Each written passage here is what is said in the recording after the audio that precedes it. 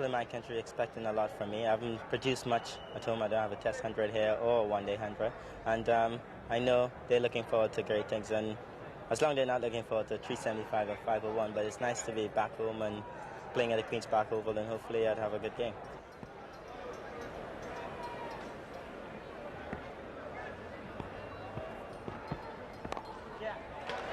Well, off the mark. His placement has been superb in this limited over series, Brian Lara. We'll look for three. We'll go on David Byrne's arm. Very good running by Brian Lara. After two poor bits of running in the over, one where they didn't take a single, one where there was a run out, and suddenly the over is finished with a very, very good piece of running. Successful for Australia, though, via the run out. And the West Indies is 1 for 20. Well, although the Australians have bowled quite well, I can't help feeling that the two West Indian opening batsmen brought some of the pressure on themselves. I mean, they would just seem to get up this morning and not be looking for singles. They were more preoccupied with staying in and waiting for a ball to hit. They weren't prepared to make anything, make a one or a two, pinch a single, do something. They just sort of sat there and did nothing and waited for the bowlers to give them something to hit. And some days the bowlers bowl that well, they don't give you balls to hit.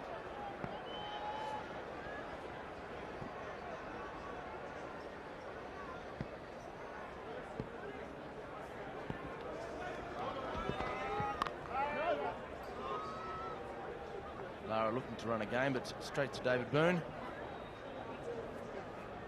And a change in the commentary position.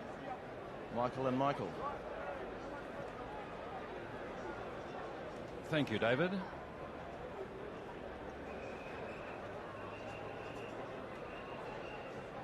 And it's Reiffel on target again.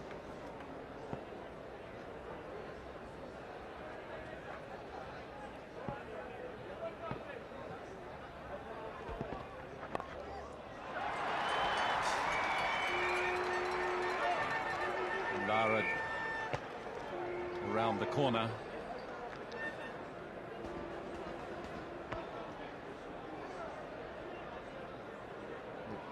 Trinidad crowd, tremendous sense of pride and passion, symbols of the Caribbean. This is an icon.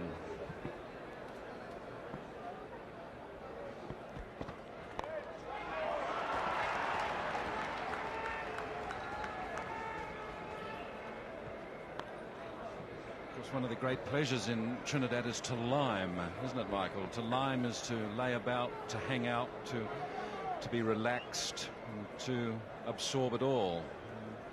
There's nothing like liming at the Queen's Park Oval, is there? That's right. Liming is a big thing here in TNT.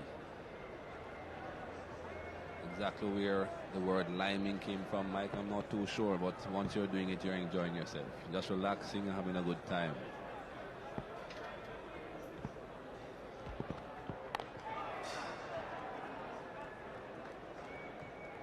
Yes, that's a real celebration of life here, isn't it? I don't think of all the grounds in the world, Michael. I think I love this. It's certainly been the top 2 or 3, just for the fervour, the food. Remember 1991 happening across a vivacious young lady who ran a boutique by day, and then at the cricket. Well, it's a glorious shot from Lara, timing it perfectly off his toes, just ahead of square, beautifully timed and beautifully placed. Lara at his best. Well, as I've said so many times before, Brian Lara is not the type of batsman that you can afford to stray too much in either length or line. That wasn't a very bad ball at all, pretty much in line with the stumps. But Brian Lara placing that beautifully.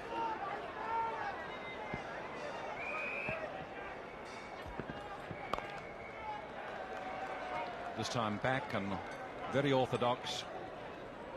1 for 26 from 9.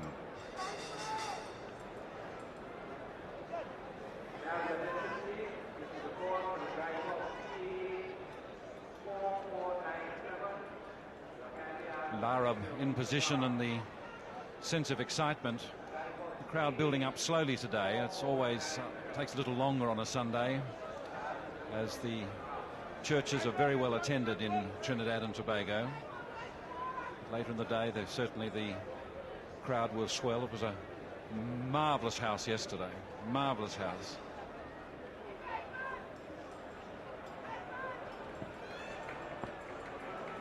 Fleming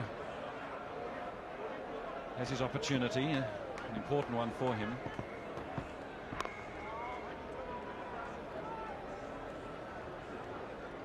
Michael, it's important to talk to you a little bit about Fleming. He's a very capable young man who came here in 1990 with a youth side. Predominantly, of course, he's a swing bowler. Now, there's all sorts of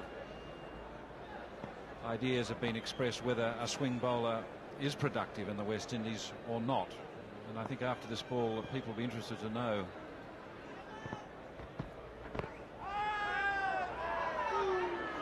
Certainly the seam bowlers can be productive, but can the true swing bowler be productive in the Caribbean?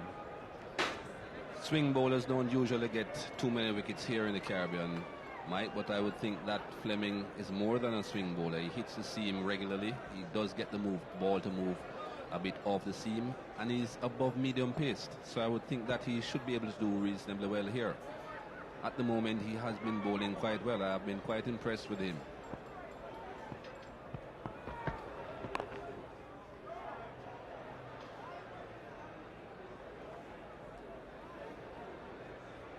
Now that delivery, Mike, was an excellent delivery. Damien Fleming, as I said, is a swing bowler, but if you look at this delivery, you'll see that the ball hit the seam and then moved away off the seam. Look at that delivery. Seemingly going down the leg side, pitched in line with off stump and straightened, ended up on off stump. Phil Simmons tending to look a bit down the onside there. That was an excellent delivery. That's what you would call a test match delivery, not really a one-day delivery.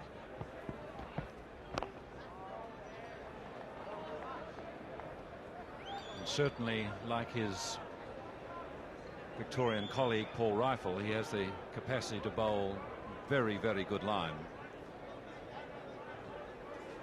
Well, he certainly has been very consistent with his line. And I think if he gets a bit stronger, he could bowl a bit quicker and he'll be even more effective.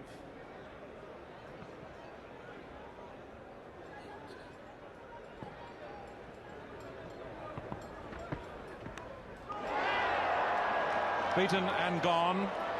He knew straight away, did Simmons, so did Healy, so did Fleming. A little bit more bounce. And just as Michael has been saying, he is more than just a swing bowler. A little bit of seam, a little bit of extra bounce. Got the touch. Healy's done the rest. Another important breakthrough for Australia.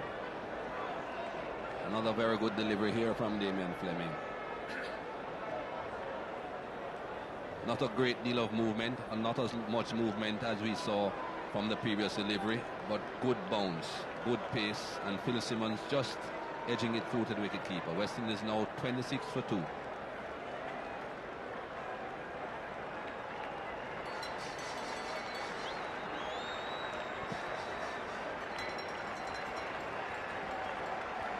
Well, this has rattled the West Indians, there's no doubt about that. 2 quick wickets there. And now Carl Hooper, who was certainly the form batsman in the West Indies side and has been for the last 6 months or so, comes to the wicket, and he and Lara really will have to do a lot of rebuilding, restructuring. There's a need to shore up the innings initially, and then to restructure it somewhat. He just walks past umpire Cumberbatch. Cumberbatch, Hooper asked how many balls, and Cumberbatch said 2.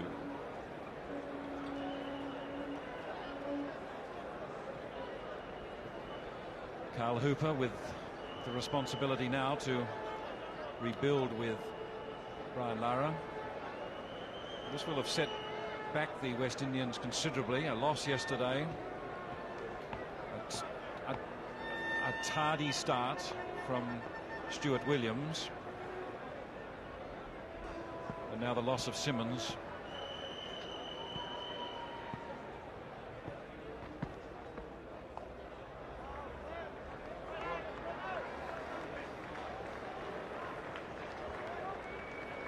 Clearly, Clyde Camberbatch said only one ball remaining, 2 for 26 after 10.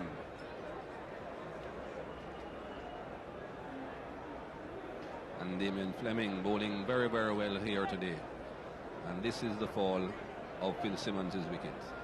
Good bounce, not a great deal of movement, but excellent line.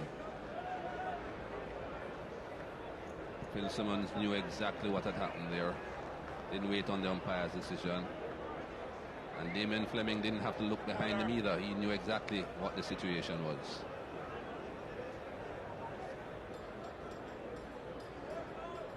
Damien Fleming having the celebratory mineral water on the fence. And it's another of the pacemen now, Glenn McGrath.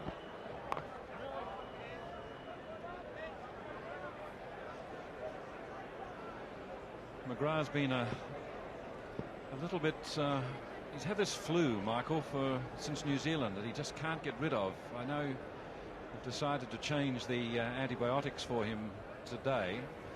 He's very heavy in the chest. There was no sign of it yesterday, no sign of distress. Particularly his 47th over yesterday perhaps was the turning point. But it must be sapping his energy.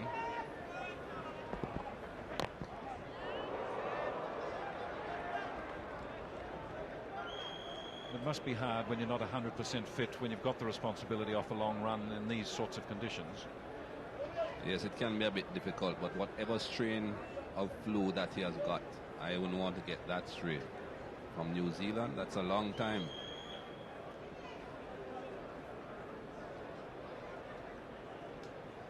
The shaky flu, perhaps.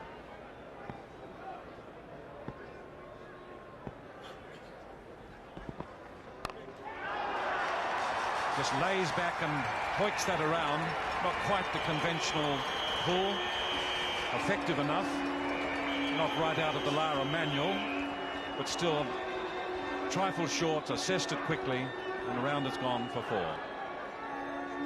Well, a lot of the batsmen have been struggling a bit with their timing on this pitch. Brian Lara didn't quite time that shot as well as you would have liked, but still managed to power it away behind square for 4.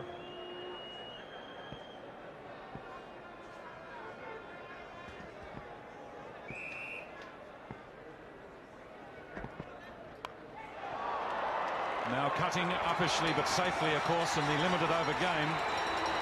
It would have brought great distress in a 5-day game, but pretty safe there, and particularly hitting that hard. McGrath suffering for string in length and line on that occasion. Too short again. Different line outside off stump on this occasion, but as Mike Coward said, very safe shot that in one-day games.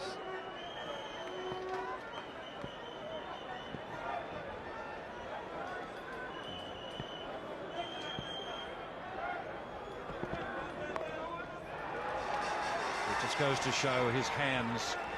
Beautiful to watch Lara's hands and how late he plays his shots.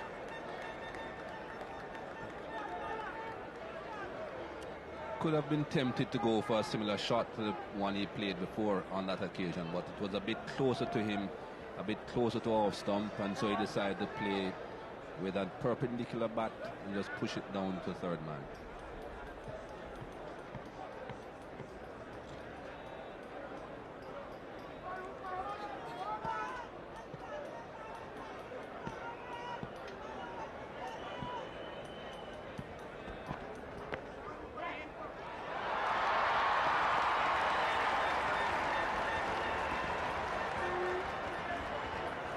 As a shooter with rifles, not footballs. 2 for 36 after 11.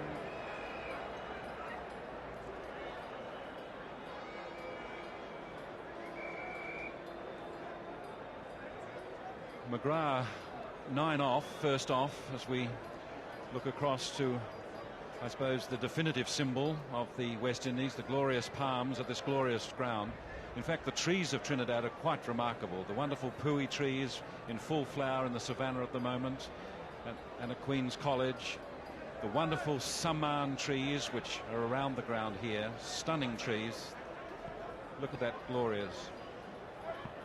The wonderful saman tree, one of 3 or 4 at the ground. They'll have to hurry. Blew it this time. Wasn't able to react as sweetly and as swiftly as he did the first time with Stuart Williams.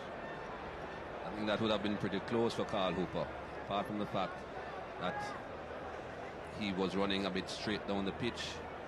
Blew it, I think, was aiming for all 3 stumps.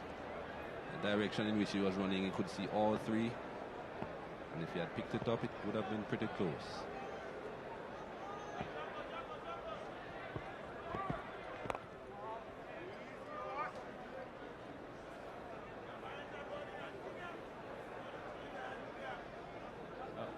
The pui, the magnificent pui trees of the savannah and around the ground, beautiful yellow and pink blossoms, really are stunning.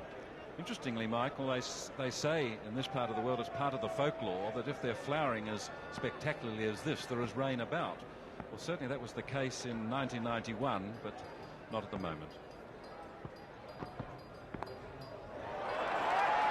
He's got away again with that, and that's going to beat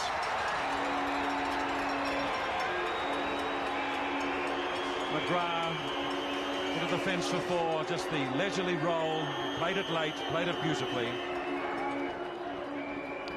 I think Fleming might be a bit disappointed with the end result there. That ball could so easily have gone into the hands of Mark Taylor at first slip, but Lara was under much better control on that occasion than yesterday when he played the similar shot and got out.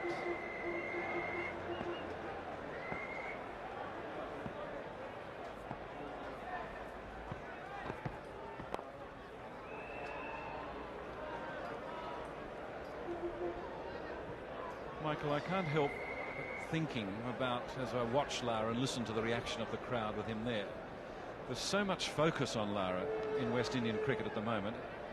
Is it having a positive or adverse effect on the mood of the team, of the West Indian room? I don't think so, Mike. I don't think they are worried too much about that. They know that Brian Lara is a world record holder in both Test cricket and first-class cricket, so there's bound to be about a bit of a tension as far as he is concerned. I think the West Indies team is just happy that he's playing with them and not against them.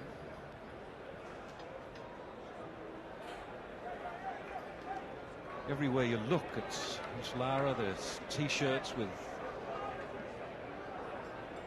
newspaper headlines that have exploded in the Guardian, the fairly conservative morning broadsheet here.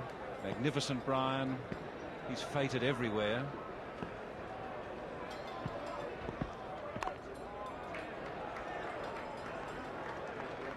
Two for 41 after 12.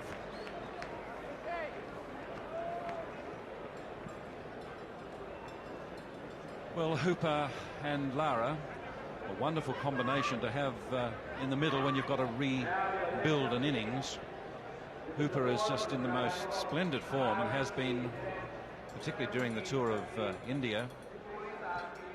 And of course with Lara had some awkward times, Michael, didn't he, in India, but got the 100 in Chandigarh and seems to have regained confidence. I suppose it must be tough with so much attention focused on him all the time.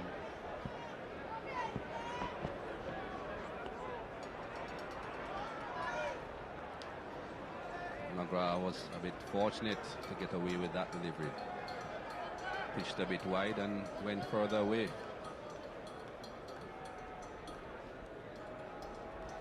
Have you got a theory on the... We'll just watch this again. Oh yes, early in an innings. I don't think Carl would allow that much if he'd been set for a while.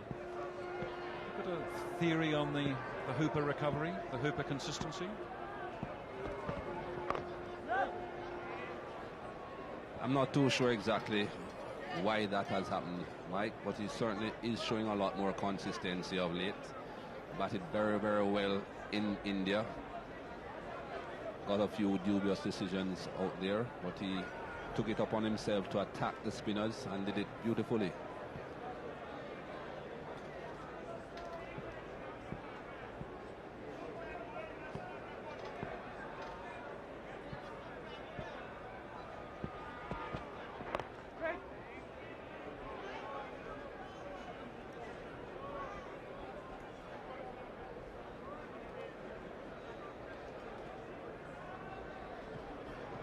One-day career for Carl Hooper, still averaging only 32.90, but a lot of those 50s have come in sequence in the last few months.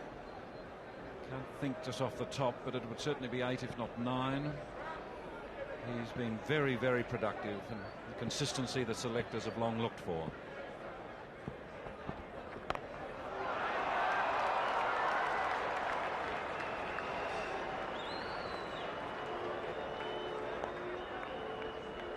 Carl Hooper looking to really power that one through the offside. Initially coming forward, then back, and then hitting it very hard into the ground.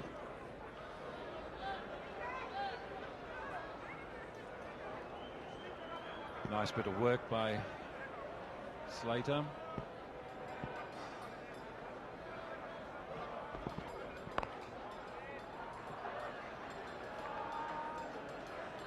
Excellent line there by McGrath, just on that off stump. Better length as well. Had been pitching a bit too short previously. And there you could see, very good line, good length.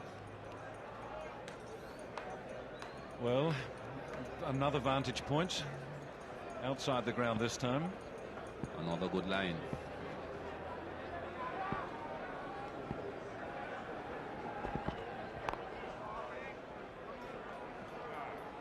But that is a particularly good line at 2 for 42 from 13.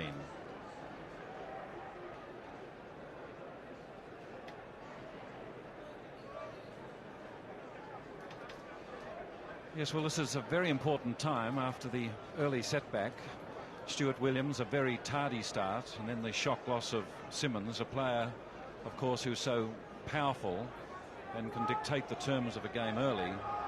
To lose them early was disconcerting after a loss yesterday, and a lot of work to be done here.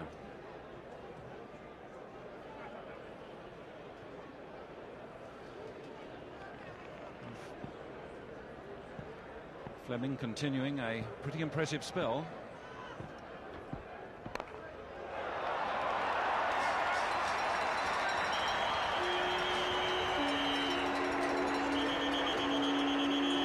Well, Carl Hooper was very fortunate with that shot. A lot of right hand in that shot, in the air for a long time, but fortunately for him, Shane Warne couldn't get across to it.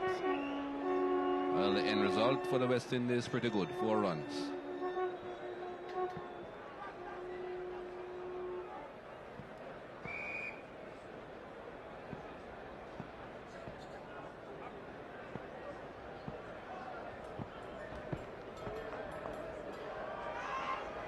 That no doubt will irritate Fleming beyond measure, given that he's conceded only 12 runs from his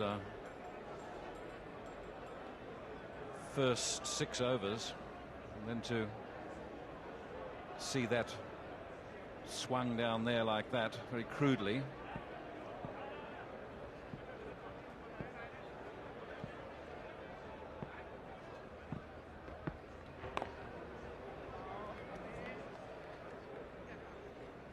He's enjoying the challenge of a new batsman at the crease, Fleming. He doesn't give them any room. In fact, he and Reiffel, Michael, are 2 of the meanest bowlers around in Australia. Well, seeing that there from Victoria, and seeing as how I know one Bill Lawry very well, I would assume that they'll be quite mean even in their bowling.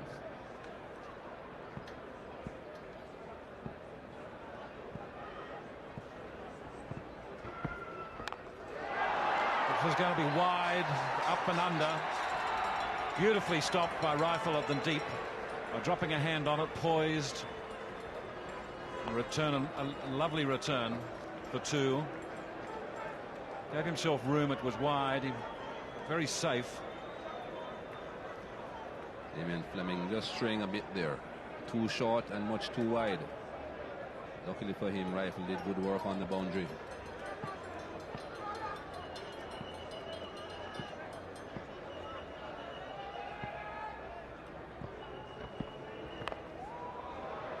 Had to stop his shot then. He was just about through the drive. Readjusted. Just dropped it at his feet. It was well bowled. An excellent delivery. You could see the fingers going across the top of that delivery. Slow delivery. Carl Hooper did well there.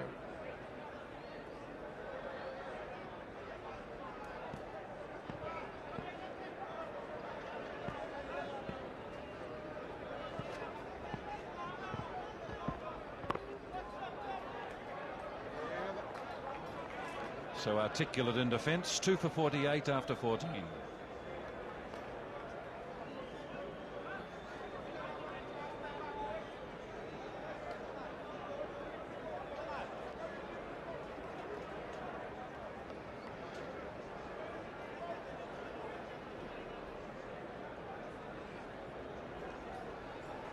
And Hooper. It's interesting after all these years of talking of Richardson and Haynes and Richards and more recently Lara as the preeminent batsman.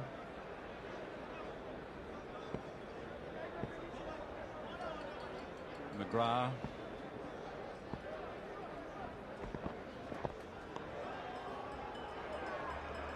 Called wide by umpire Bucknell. Good call that by umpire Bucknell. Ball well pitched up, but certainly too far down the leg side. Can't afford for the bowlers to get away with deliveries like that.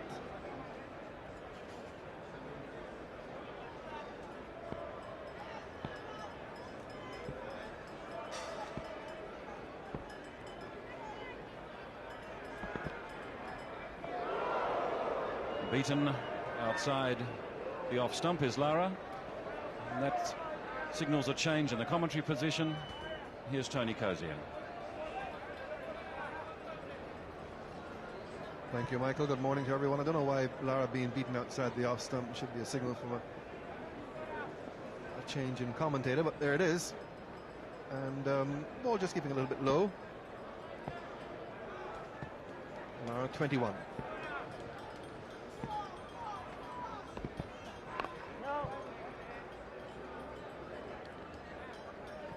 Changing commentators, I should say, because Michael Holding has been replaced by Jeffrey Boycott.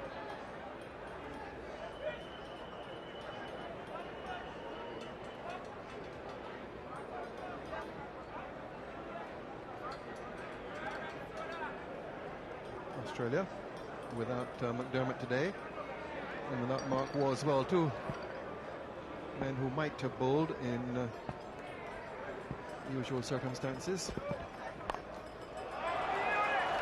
Played that shot very well so far this morning. He won't get a boundary for this one. In fact, we'll only pick up 2.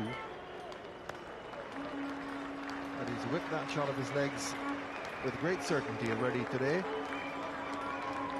Shane Warne up there in front of the crowd. Fine leg making the return. The West Indies have gone on to their 50. So 2 for 51. A rather hesitant start by the West Indies in over number 15.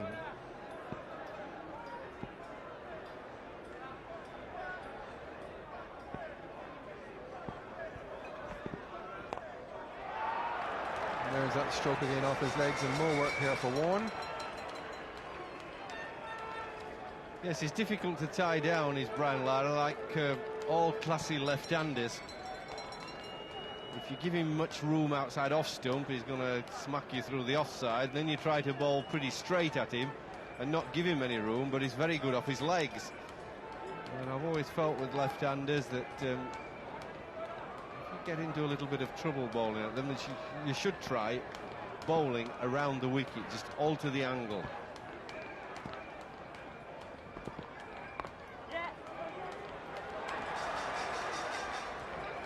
Just managed to squeeze it past Steve Waugh in that deepish gully position. So another single to Larry. He's kept the scoring ticking over. He's got 26.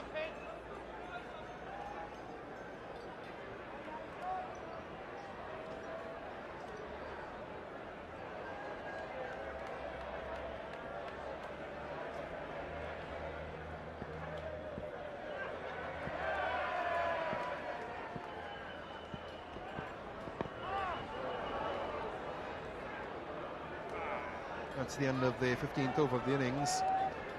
2 for 54.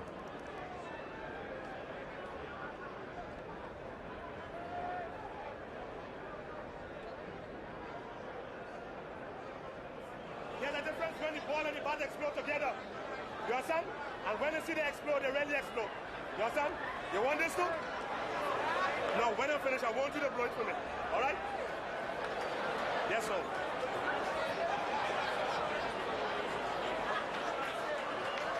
You see, how do you do it?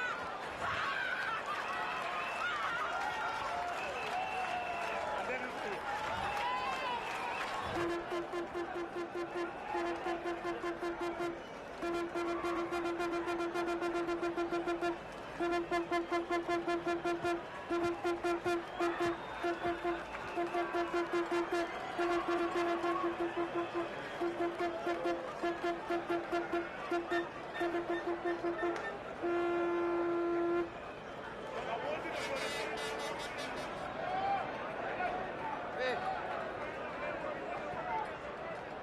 He's available for any sort of appearances anywhere in the world. Once it doesn't take him away from the Queen's Park Oval during cricket. I can't remember a time when Blue Food hasn't been at cricket, even for the last day of a boring Red Stripe Cup match. He'll be here. Gets his name Blue Food from his liking for Caribbean vegetables or root crops, things like yam and dasheen, which have a slight bluish tint to them. And that's how he's known as Blue Food. Here's Warne, introduced after 15 overs. Shane Warne, centre of attention, of course, all over the cricket world, and he's bowling to a batsman who's also the centre of attention, Brian Lara. Two new superstars of world cricket in opposition here.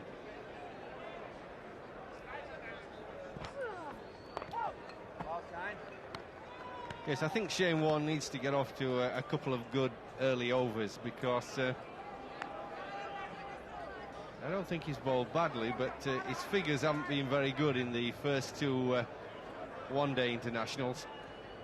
And I mentioned yesterday, when he bowled his second spell from the pavilion end, that he pushed the ball through a little bit quicker, and I think that's important, because it's so slow is the Trinidad pitch that the ball just sits up half a yard short. It sits up, and you can cart the ball or whatever you want. You can hit it off the back foot on the offside, you can pull him, and I think he just needs to get off to a good start. He's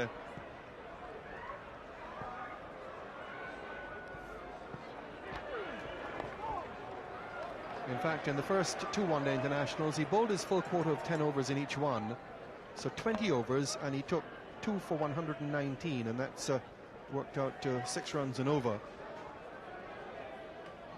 And while those figures may be a little bit misleading, they are also the cause for some concern, I would think, for Shane Warne. Not difficult to imagine really where the balance had shifted over the first two one-day internationals. Always impossible, of course, to judge how you'll build in the test matches from what he's done here in these first two one-day internationals. Early days yet, very early in the tour, but at least the West Indies can say that they've had the better of the early exchanges.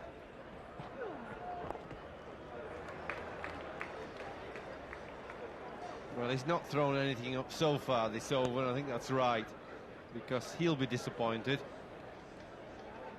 He's got an excellent temperament, takes things fairly philosophical. Occasionally somebody comes in and does whack a few runs of him. He doesn't panic about it. But I think deep down he knows that he's a very big, important factor for Australia, and that he's had a little bit of a maul in the first two one-dayers. And deep down, he'll want to do better than that today. End of his first over then. And 16 gone, it's 2 for 58.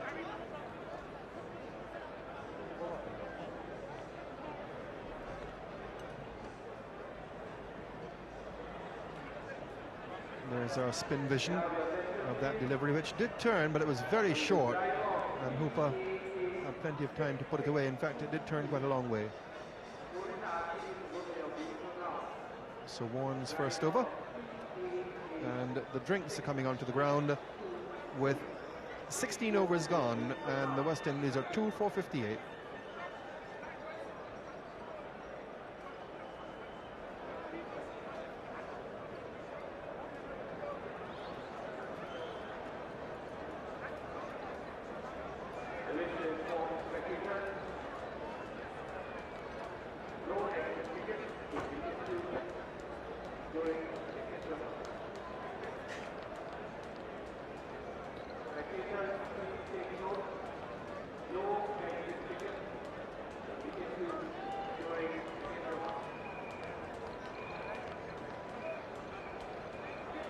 There's an overview of the Queen's Park Oval as it appears this morning. Nothing like the crowd we had yesterday. A fair crowd in. It would be perhaps half what it was yesterday. There's the camera atop one of the adjoining buildings here, giving a view of the Queen's Park Oval.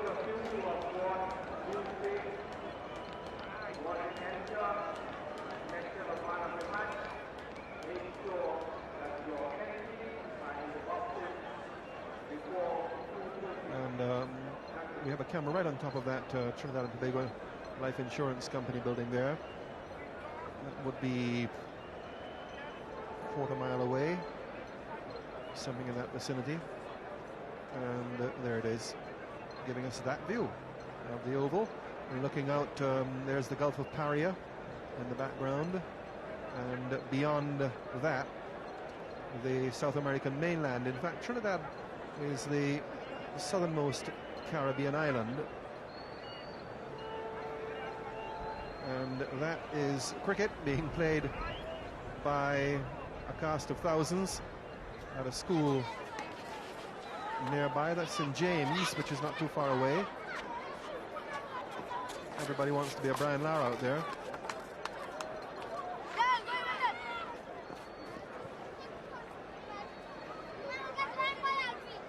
I think that's how Brian Lara has got his sense of placement, which is so crucial to his batting. If you're going to get runs there, you're going to have to place the ball through the cluster of fielders around you.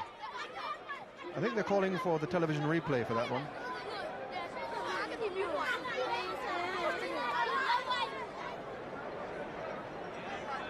And that's the kind of cricket that Brian Lara started playing here in Trinidad all those years ago. He comes from Santa Cruz, which is a village of Cantaro in Santa Cruz, which is about 12 miles away from Port of Spain. An agricultural region, fruit growing area. So we've had the first break. The refreshment card has gone off. It's 2 for 58 as Glenn McGrath continues now to bowl to Hooper.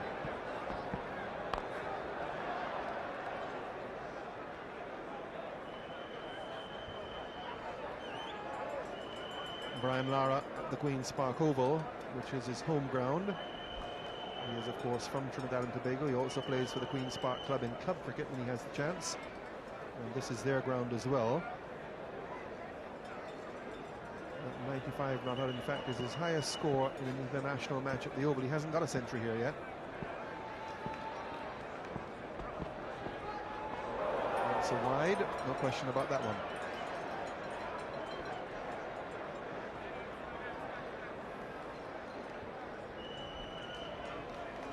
Neither has he got a test century on this ground, so that's still to come. So the crowds here can anticipate. But he has got 4 one-day international centuries, and that was a quite magnificent innings, which was seen live throughout the Caribbean. 153 in Sharjah against Pakistan, 1993. There's a man patrolling that sweeper position. Fleming's out there, so 2 runs to Hooper.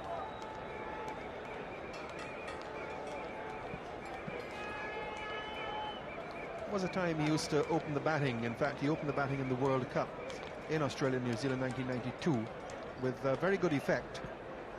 Now he's reverted to his position down the order. There's his figures against Australia.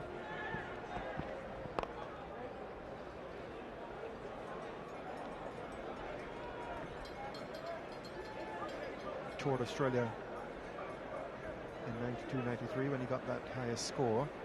Would have played against them as well in the World Cup. 14 matches overall, the majority of them coming in Australia in the World Series competition. And a pretty good average. In the mid-40s.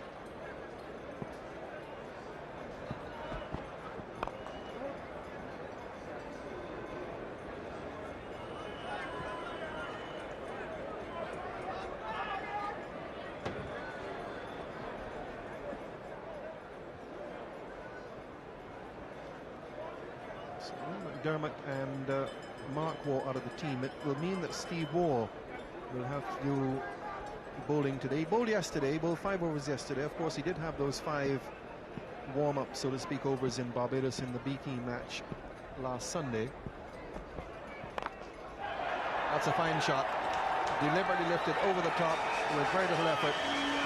And an authoritative boundary to Carl Hooper.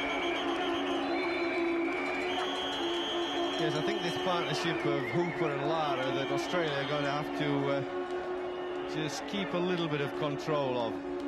They don't want these two batsmen to get away. Both in good touch, both quick scorers. When you look at the batting lineup to come, and you can't quite see Adams and Atherton and Junior Murray and Winston Benjamin scoring with the same fluency.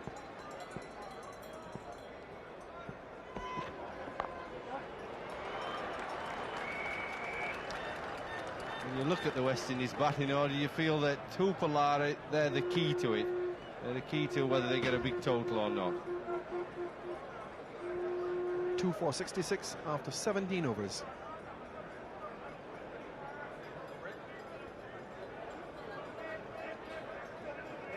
So there they are, the men of the moment for the West Indies.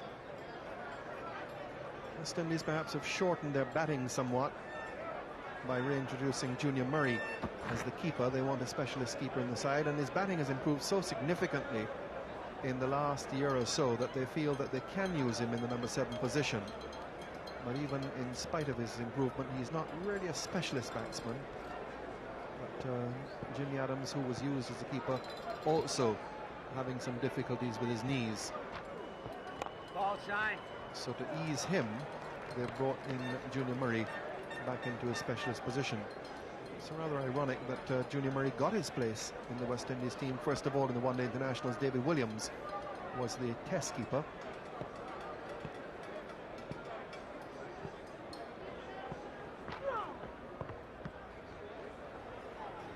And then Junior Murray came into the one-day internationals and then took his place in the test side, and eventually lost his place in the one-day internationals to Jimmy Adams.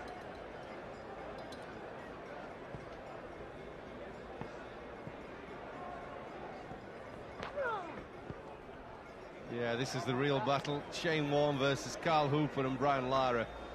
Very noticeable how he's pushing the ball through much quicker. And I think that's right. They'll have had a discussion about his performances.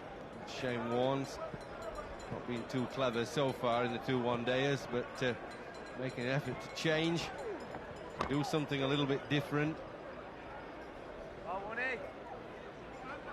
I've always believed at this game, it's not just how much talent you have, it's if you can ally that talent to a very good brain, a good thinking sort of cricketer.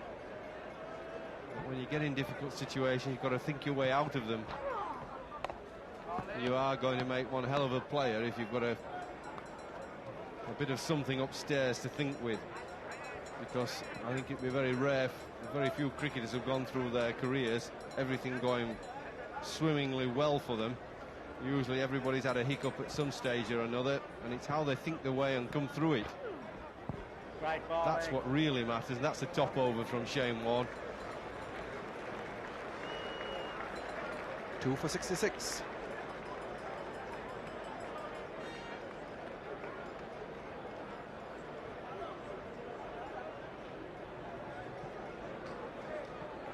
West Indies winning the toss. losing Williams and Simmons early on, so it's called for a revival from these two. No change in the West Indies team, same as the one which lost yesterday. But Mark Ward there, he's got a groin strain, so he's not in the side today. Ricky Ponting has come in for him. So Mark Ward's withdrawal from the team with a groin strain. Craig McDermott is also out, and they have been replaced by Damien Fleming for McDermott, Ricky Ponting for Mark Ward.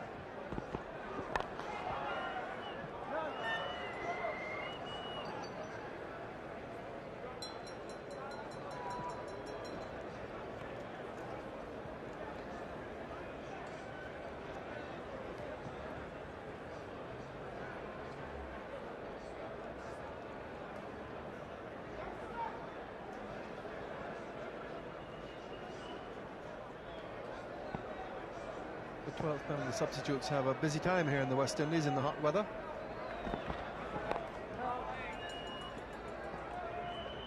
Keep replenishing their fast bowlers, and sometimes themselves get so hot that they need a little sip as well on the boundary edge.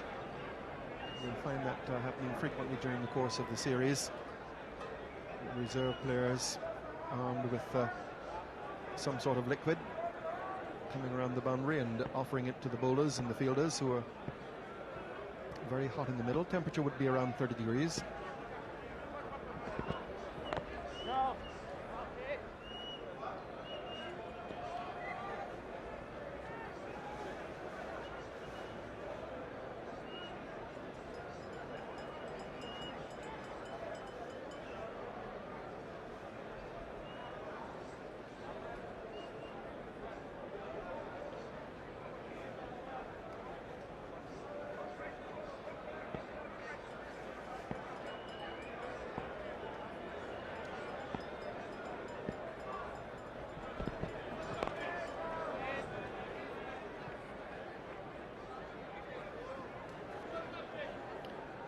Brian Lara using that bat which we've seen for the first time in this series. Used to be a Grey Nichols. Not sure what the make of that one is, but there's no unmistakable evidence in the front of it that he's the world record holder with that 501. And unlike the Jeans, no one apparently had patented a bat with that particular number on it.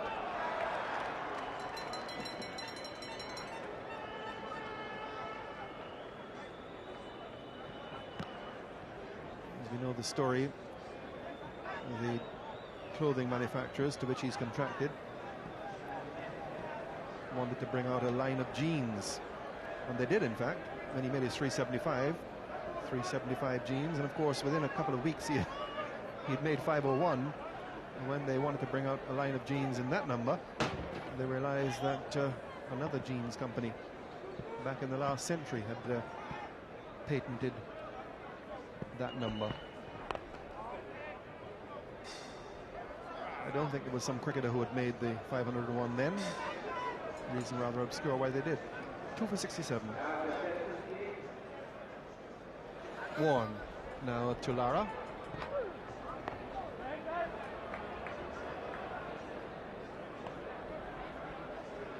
I have an idea, Jeffrey, that you had a word with Shane Warne last night.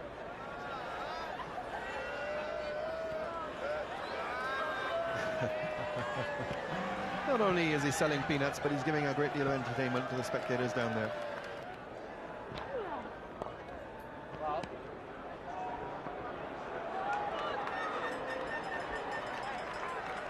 Yes, you mentioned yesterday that Shane Warne should be flatter. The wicket was slow, and he should be quicker through the air, and that's exactly what he's doing today.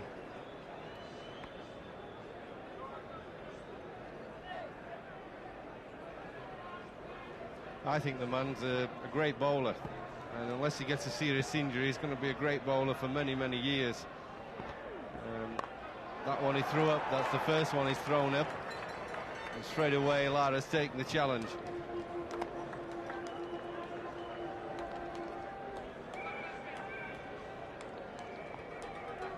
I know that his figures in the Caribbean haven't been very good in the first 2 one-dayers. And so many West Indian watchers of cricket will be thinking, what's it all about, this Shane Warne? But believe me, he's a fine bowler. And that's an improvised shot from Hooper. Plenty of right hand in it. Wow. Well, if that had hit, Lara might well have been short of his ground. He seemed a little bit slack going back for it. Shane Warne did the right thing. He let the ball pass. Michael Slater's return.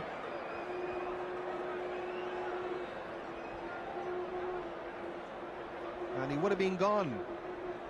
In the end, they're stretching right out. And he seemed a little bit slow when he turned. Oh. And that's gone right through in Healy. It's downhill. He'll catch it up. And the batsman will take 2. So 2 byes. First byes we've had in the 2 matches in Trinidad. Right through Healy's legs. Yes, the ball keeping a little bit low. That's what you've got to be careful of here in Trinidad. Most of the batsmen should be watching and taking notice for the 5-day test match to come, but the ball gets lower. Oh. You get caught on the back foot too much. If it's on a good length, you're liable to be in trouble. 2 for 74 of 20.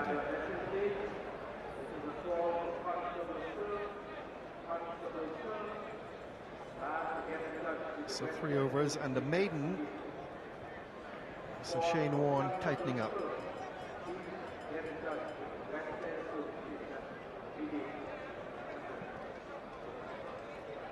So the biggest ground in the West Indies, the Queen's Park Oval. Very famous ground as well. So these 2 now just rebuilding the West Indies innings as it needed to be. They were 2 for 26 when Simmons was out.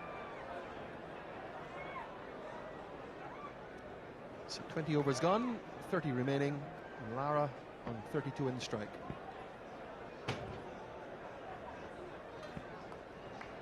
McGrath the bowler.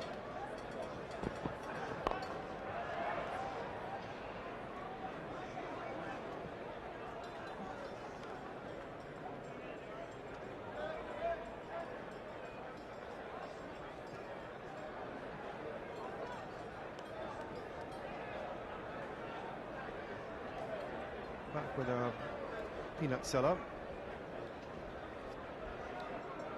trying to convince the patrons there to make a sale. Seems to be having a difficult time today.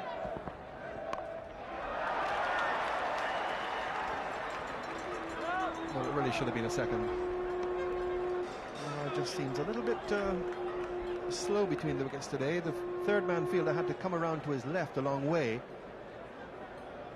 Would have taken a real sprint to get to the opposite end. So I suppose Lara a little bit careful now after his experiences in the last over, when going for 2, a direct hit of the stumps would have had him out.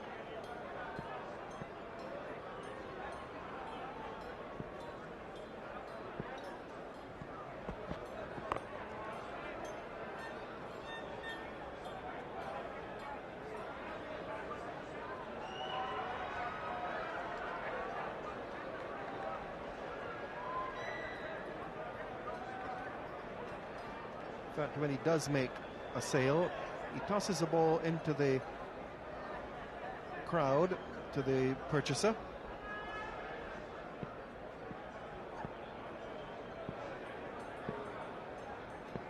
And there's his action.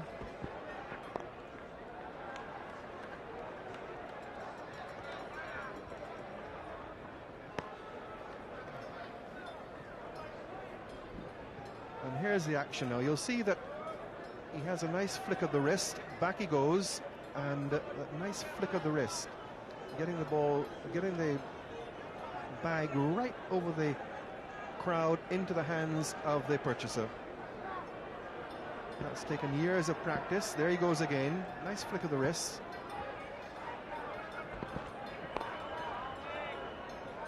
What concerns me, Tony, is how does he get paid? From right back there. It's a bit of Yorkshireman in me, you see there. Well, I would suggest that he wouldn't be out there if he wasn't being paid. But that's a good question.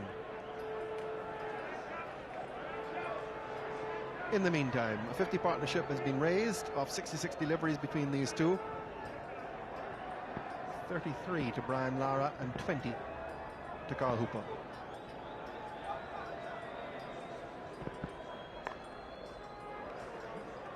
Well, he didn't mean it there.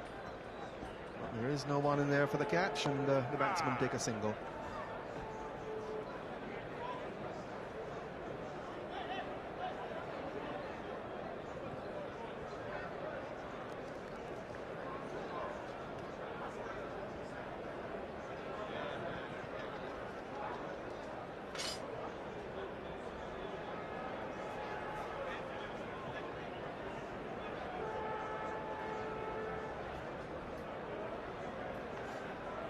So the West Indies' current run rate, one which they wouldn't be displeased with after the start they had.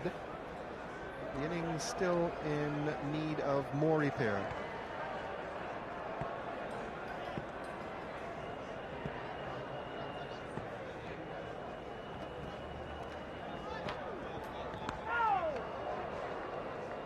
So Shane Warne enjoying a better day today than he has done in the first 2 days of the one-day internationals. There's our spin vision, and beating Lara with that outside the off stump.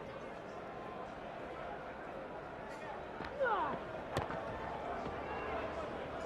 with Warne in action, we have a change in the commentary box. And really, it's my pleasure to introduce our guest commentator for the day, a very well-known voice in the Caribbean, and one of the very few female voices you'll hear on cricket commentary anywhere in the world. Donna Simmons is going to come in, and she'll be joined by David Hooks. Thanks very much, Tony. And I can assure all the people listening and watching that it's far more attractive sitting next to Donna Simmons than it is to Jeffrey Boycott or Michael Holding. Donna, welcome. Thank you very much. It's my pleasure to be here with you. That's Lara going for the shot, and he's going to get 4. Sweeping it around down to the backward square leg boundary. No chance down there for the fielder. And if you stray at all, Brian Lara will give you the treatment. In scintillating form, Brian Lara, hitting with the spin, the left-hander pitching outside off stump. He waits once more, and this is driven to the fielder down in the long on boundary.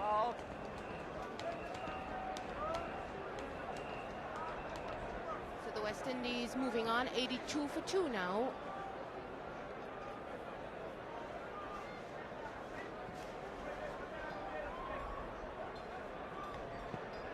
Last ball of the over.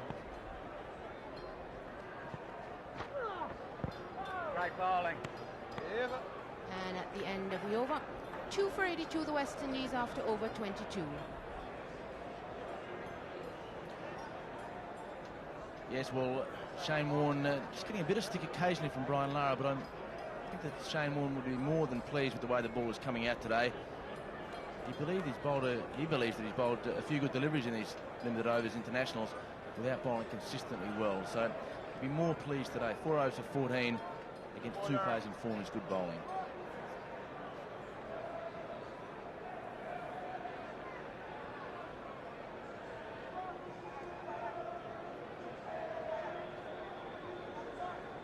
What a lovely scene.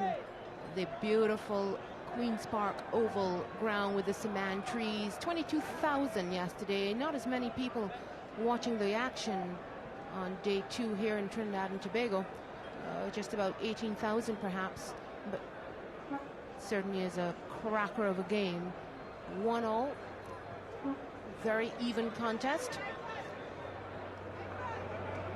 Change in bowling. It looks like young Greg Blewett. Good prospect for Australia, David. Yes, he is. Of course, as we know, 2 test matches, 2 test centuries, and he's developing his medium-pace bowling. Lara in strike. Super shot. Will be punting into the boundary.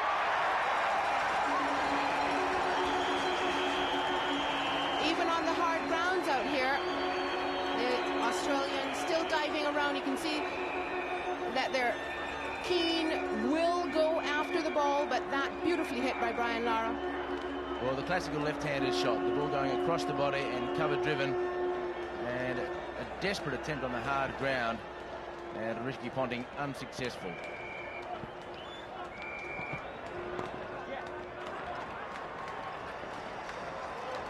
Fleming will be tested if they come again, but they don't. Just one. Looking for the second run, perhaps, for Brian Lara, but there's Fleming trying very desperately to keep the scoring down. Australia's been good in the field in these one-day games. 87 for 2 now, the West Indians. Big partnership for the West Indians. 6 fours in his innings so far. Carl Hooper lending very good support. He's now in strike. And that's a good shot, fine shot, hit right back overhead. The crowd celebrating. Hooper with his first 6, and the first 6 for the morning. 93 for 2, 2 for 93 now, the West Indies. Good blow by Carl Hooper. Hooper plays this shot very well. There's a man deep. But it didn't matter. And Donna, I thought you perhaps should have leant over and caught that one. It's just right in front of you.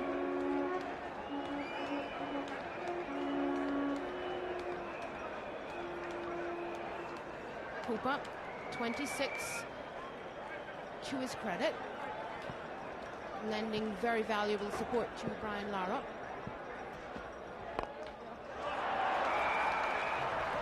Showing good control once more.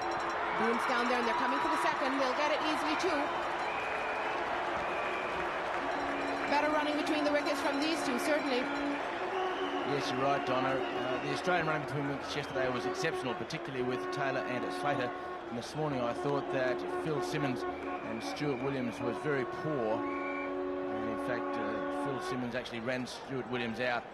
But Brian Lara really has stepped up the running between wickets, and he is in very good running form as well as batting form. Blew it. It's his first over.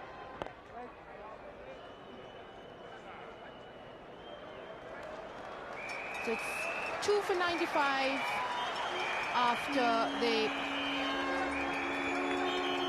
23rd over.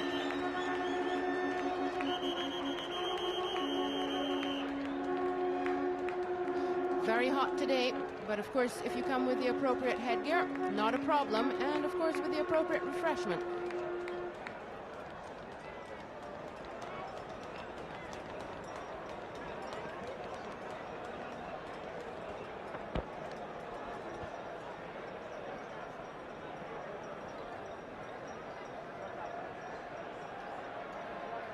Well, all types of refreshments on offer, popularly called snow cones here in the Caribbean. Lovely icy things, very cool, very refreshing. Different flavors you put on top of those bits of ice. Some strawberry, some grape, and some, of course, the classic Caribbean drinks.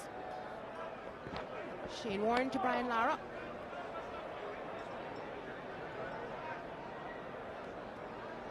It's been a good battle, these two young men trying to get some ascendancy over each other. And probably with Brian Lara at the moment, and that is perfect. The perfect way to bowl the leg break. Perfect action with the seam of the ball.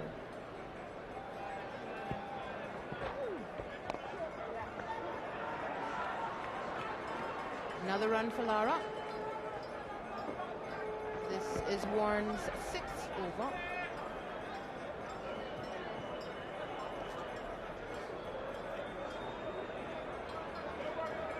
A little perhaps dented, going for 119 runs in the first 2 one-day internationals. He's been got after by the West Indian batsmen, Lara and Hooper in particular. They're the ones at the wicket now.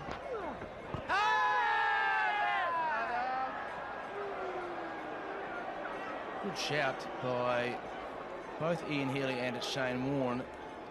And the top spinner just floats into the pad and goes straight on. And the legacy of being a big leg spinner is that the umpire doesn't know what you're bowling. And if he doesn't see enough between bounce and pad, he can't give it out. Taylor getting into the action. He's not only running around out there, I should tell you, but he's thinking all the time, working out the overs, working out the batsmen.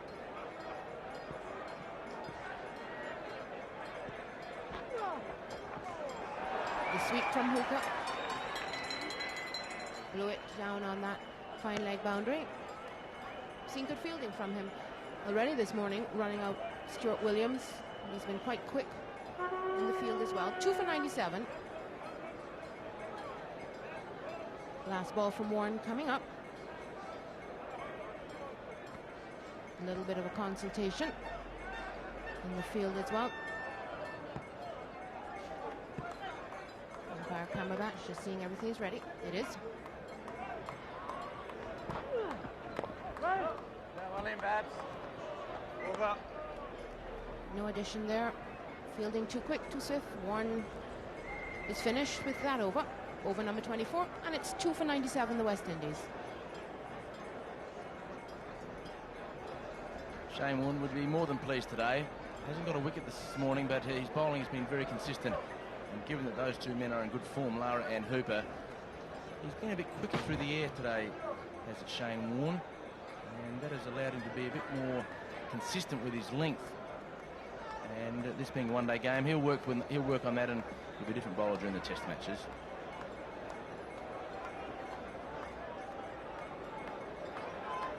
So Reiffel with a good spell. Fleming too. I thought he bowled quite well. 7 overs, 1 maiden, 1 for 18. He's come into this one-day game, replacing Craig McDermott. He gave a good account of himself so far. Here's Blewett. Another one of Hooper's delicate little shots. A little fumble there from Ian Healy. We haven't seen much of that from him.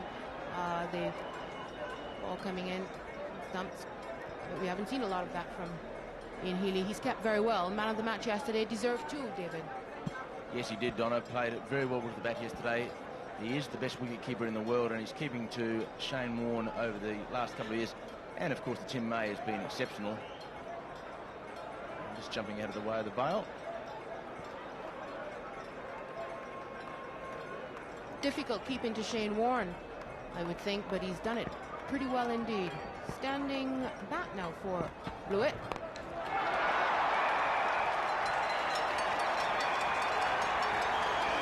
Four more to Brian Lara, going over the top, pulling between mid-wicket and mid-on, and the crowd here in Trinidad and Tobago dazzled, dancing. Brian Lara on the go, 4 more to him. Well, Brian Lara, you can't bowl there to anybody, but not a world-class player, and pick the bones out of that, Greg. He said the young Greg Blewett. 49. And I don't need to tell you, that's the 50 really. The chair should be saying that to you. The raised bat. Appreciation for the innings of Brian Lara. Another half century. His 26th half century in one-day internationals.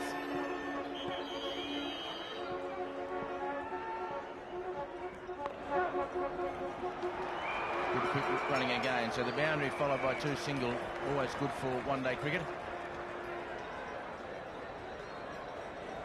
Now, Don, traditionally, certainly in Australia, that it's been a male domain, if you like, cricket, and more particularly cricket commentary. And something you've done for a long time? Just about 7 years now.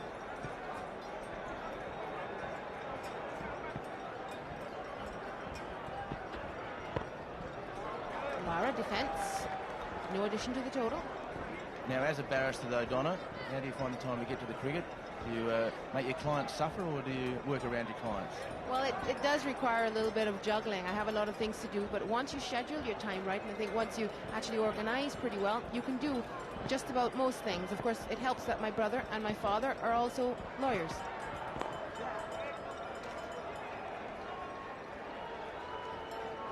Another example of Brian Lara just working the spaces. 1 more to the total, and it's the end of over number 25. West Indies winning the toss and batting 2 for 105.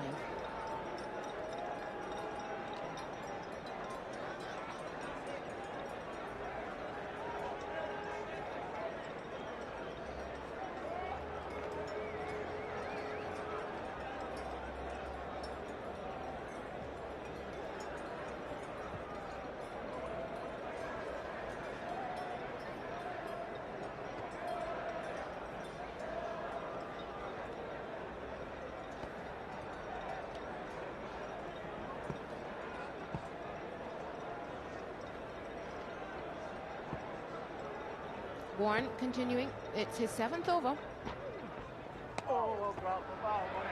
Left alone outside the off stump by Lara. He's been pretty judicious in his choice, beaten a couple of times, but his shot selection good. Big turn out of the foot marks, the dry pitch, second day in a row. And Shane Warne would love this to be the second day of a test match.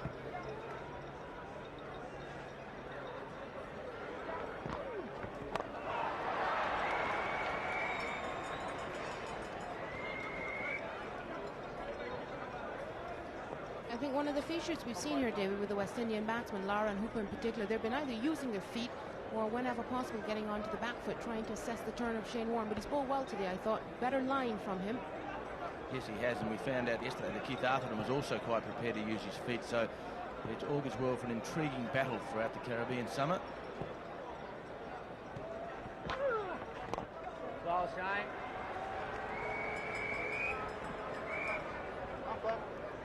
Reading the leg break well.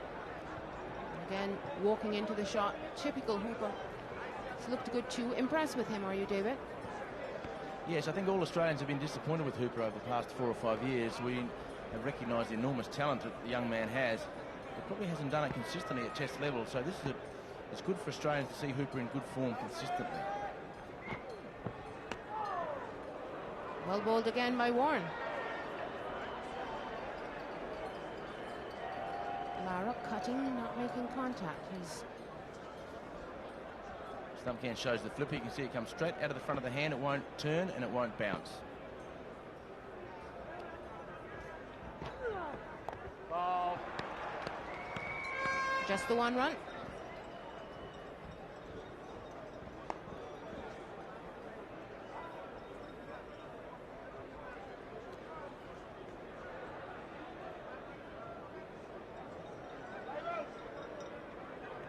He's a superstar in Australia, but he's making a hit in the Caribbean as well. On the front page of the Trinidad and Tobago papers today, Shane Warne.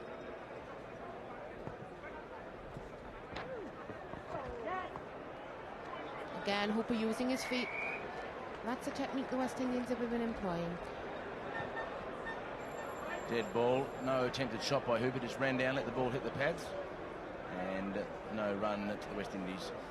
And Donna, going back to your background from Barbados, did you play cricket as a young lady in the backyard? I did. Yes, I did in the backyard and at school. I should tell you, a number of school competitions in Barbados and a women's softball competition that had some difficulties, and it was stopped for about 10 years, but it's been revived, and we're finding more and more young female cricketers. I remember just 2 days ago, a young PE teacher said to me, "Can you imagine? I now have the young cricketers in my school, many co-ed schools in the Caribbean and particularly in Barbados as well." And he said, "Can you imagine that the boys were playing against the girls? There were a number of excellent girl bowlers and fielders. Take that, fellas." Blew it. Again, Lara picking up a single, just guiding the ball behind point. They'll have to hurry for this second run. They do so.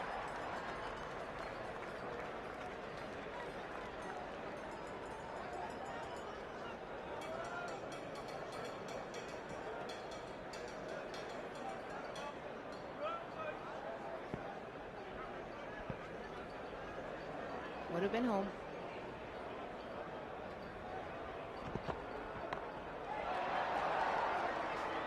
This one straight into the fielder. We'll have to settle just a single.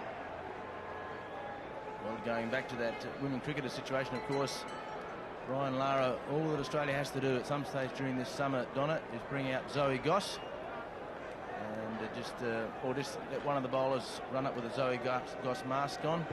Zoe Goss, the Australian cricketer, got Brian Lara out in a charity match in Sydney under lights. And I was fielding it mid-off at the time to Brian Lara. And you would have thought that Zoe Goss had got the best player in the world out, and she had, of course.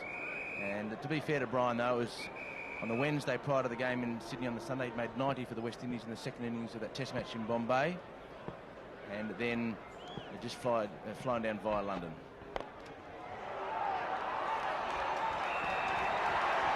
And that's another six by Carl Hooper. Lofting it to the long off boundary. Carl Hooper not afraid to go over the top. He did it there. Beautiful shot from Hooper. Controlled shot over cover for 6.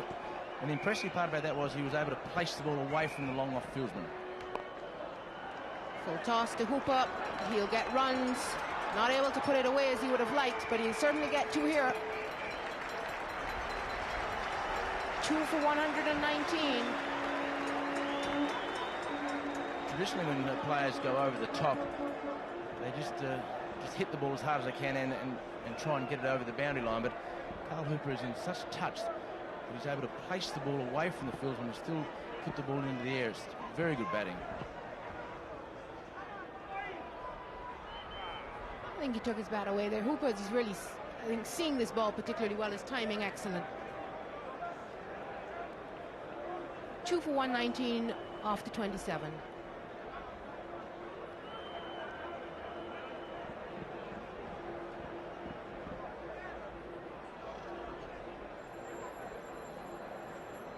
Well, a lovely day here at Queen's Park. Not as muggy as yesterday, not as unpleasant temperature-wise as yesterday. And the players would certainly be appreciating that. And nearly a full house. Probably 22,000 yesterday. And as Donna mentioned, probably about 18,000 today.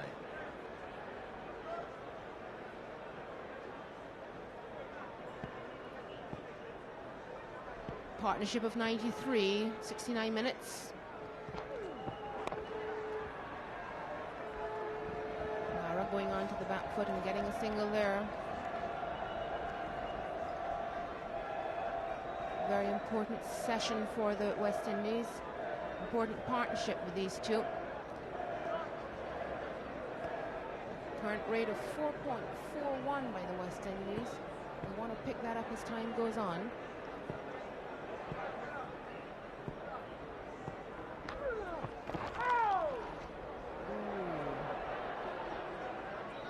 Not getting the sweep shot there, David. No, dangerous ploy. And you see this leg break, ball spinning. And Hooper just a fraction lucky. If it hit the foot marks, it may well have turned back onto the stumps. Ball, Shane.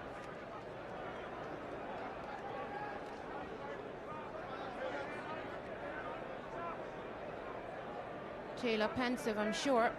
Getting a little worried. This partnership nearly 100.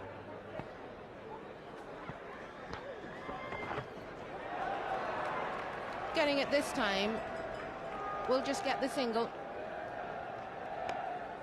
Once Warne strays just a bit outside that leg stump. Hooper into the Watch shot. Hooper's back foot here. He puts the back foot out to protect the sweep shot from going onto the stump. So if he misses the ball will hit the back foot. And it's a ploy that perhaps some of the England players in particular could use. It's not the traditional way to play the sweep shot, but against the turning ball of Shane Warne on a dry, dusty pitch. Very, very impressive by Carl Hooper. A thinking man's shot. So that'll give Shane Warne something to think about.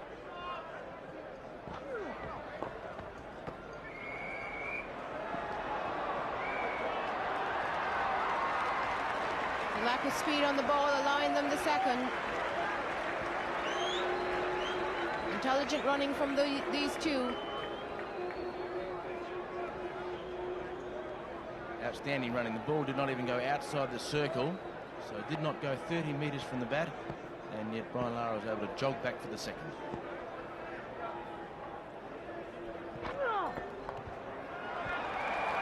More runs here for him. Reiffel losing his cap, but preventing a boundary. After 28 overs, West Indies 2 for 125.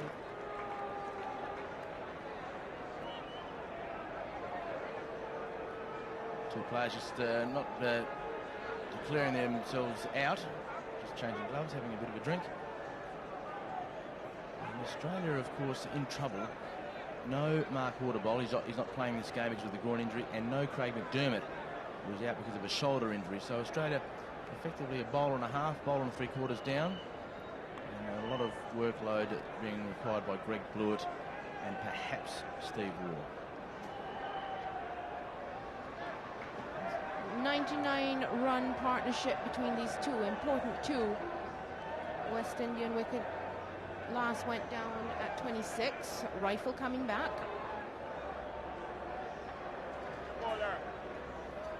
Figures indicating how well he's bowled, certainly for a one-day game, just going for 3 and over. No wickets to his credit, but he bowled well this morning. He's bowled very well on each of these limited overs matches, Donna, hasn't he? And Barbados bowled very well yesterday. He's probably the pick of the Australian bowlers throughout the innings. At different times, different bowlers bowled well, but all Reiffel consistently from the start. A very good bowler to left-handers, as we've said on a number of occasions. He was here bowling to Hooper.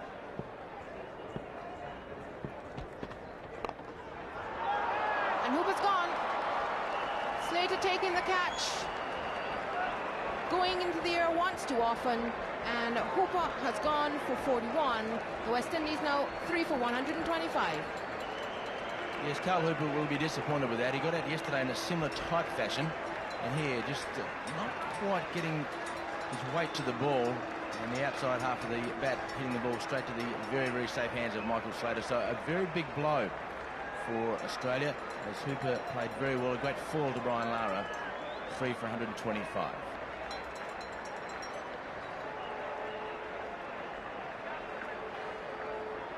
Hooper going off the ground has been in very good form in the last 20 or so matches, and he'll be disappointed about that relatively soft dismissal from a man in good form. But Carl Hooper will be an important player in the summer for the West Indies throughout the test matches. Needs a consistent test series. Would love to get himself a century, maybe 2, and he has shown enough in the 3 one-day games to suggest that he's in good enough batting form to do that. His off-spin will always be handy, and a wonderful pair of hands. But I think that has always been the difficulty, really. Jimmy Adams coming in, the left-handed batsman, so we'll have 2 left-handed. The difficulty with Hooper, that he's just not able to go on. He's looked so very good. His timing there, his touch, and seemingly at so much ease, and then all of a sudden, walkabout almost, as I think you Australians would call it, and for no good reason. Sometimes to deliveries that really should not get him out, his wicket goes, and I think that was an example there, just not getting over the ball and hitting again in the air. And a bad dismissal for him, because I think most West Indians would have thought that he was over that period, a number of good consistent scores. So I think it's probably a little bit of a worrying thing, but Lara and Adams will take on the fight. And Jimmy Adams certainly has proved his usefulness in the Test and the one-day series. He's really become a real stayer in this West Indies team, and a very important keg. Probably one of the biggest team men. His best 81 narrowed against Pakistan in 1993-94. He'll want to repeat it here. And you see here the change of the bowler, with Paul Reiffel taking over from Blewett. Hooper had hit a 6 in that same direction off Blewett the previous over, and on that occasion just not quite getting his weight to the ball and standing up a fraction too early from a technical point of view, and he elated Michael Slater. And we spent a day working for PSN in Australia when Australia played New Zealand recently. Michael Slater with a broken thumb, unable to make the tour.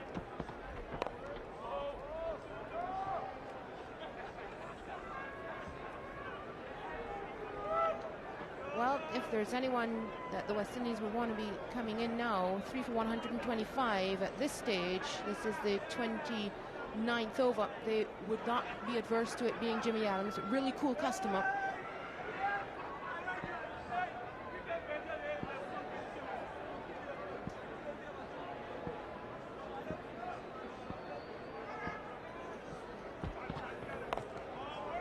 Those figures belie the way that Adams can play and has been playing over the last couple of years. And for those Australians back home in particular, trying to compare Jimmy Adams, Donna, of somebody in the past, the way that he plays and the way that he allows the free-scoring players around him to play, a bit like Larry Gomes. You know, Larry Gomes would just come in, play his own subtle thing, do his own job, and he had the Viv Richards and the Gordon Greenwich and the Desmond Haynes and the Clive Lloyds around him, and he would just be playing his own game. Adams is a similar mentality. Good stop by Reiffel. That's been the hallmark of the Australians, certainly on this tour. Good fielding. But getting back to Jimmy Adams, you're so right, David, because there you see him. Good firm push. Reiffel with the dive. Good stop by him. But Adams, of course, often in the West Indies team too, because of his ability to keep as well, adding another dimension to the one-day game. But for this series, Junior Murray, his batting coming on in India, has been used as the keeper. Off the mark.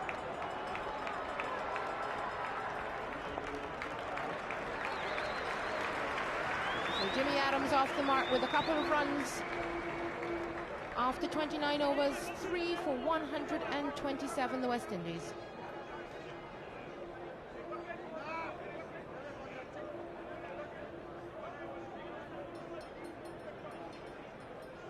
Well, a lovely sight here.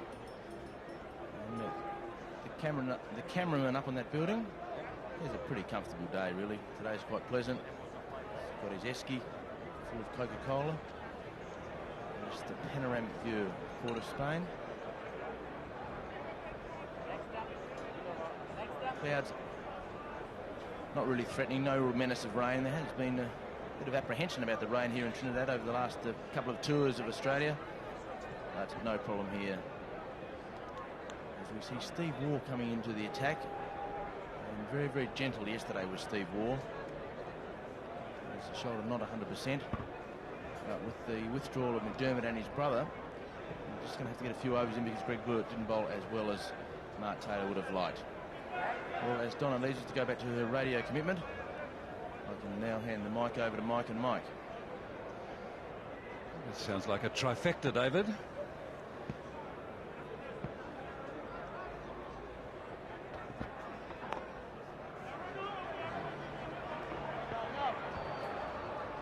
Taken nicely off the hip by Lara. Boone was rather cheekily trying to encourage him to consider a second run, but Lara's been around the traps too long, be it Santa Cruz, Port of Spain or wherever, to be fooled by the affable Tasmanian.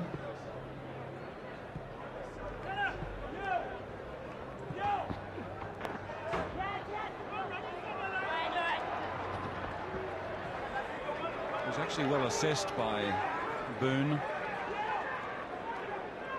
It was Lara's call. He nominated immediately, went immediately, but oh,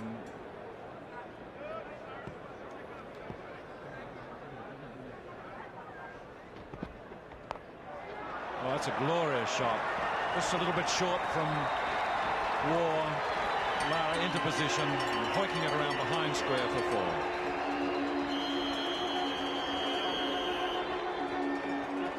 That was beautifully placed by Brian Lara. There's a man behind square, but he's inside the circle. The man out deep is in front of square, and Brian Lara placed that beautifully just behind square. Man in front of square had absolutely no chance of getting to that.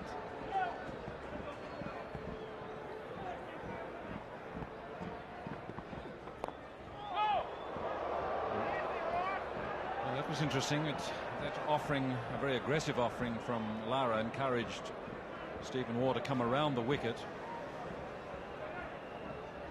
Yes, just trying to change the line on which he's bowling there to Brian Lara.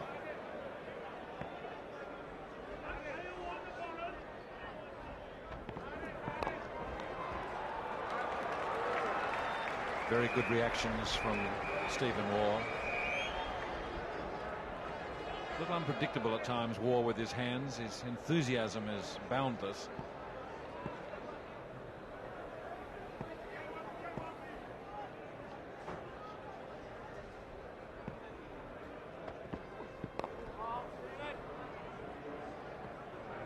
A good line, 3 for 133 from 30 overs.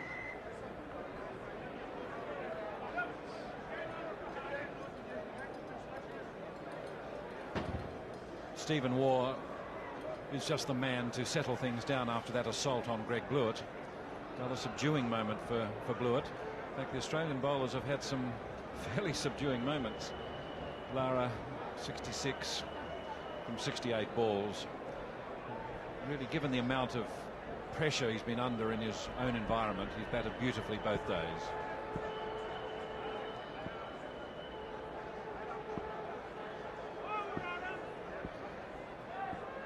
Reiffel again.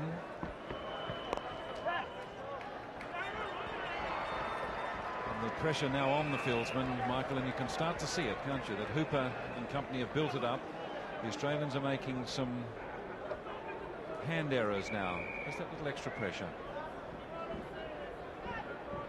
Again, Louis just fumbling there. I've seen him fumble on a couple of occasions before. I'm sure Stuart Williams would have loved to have seen him fumble when he ran him out. That one occasion that he picked up cleanly and didn't miss the stump at all.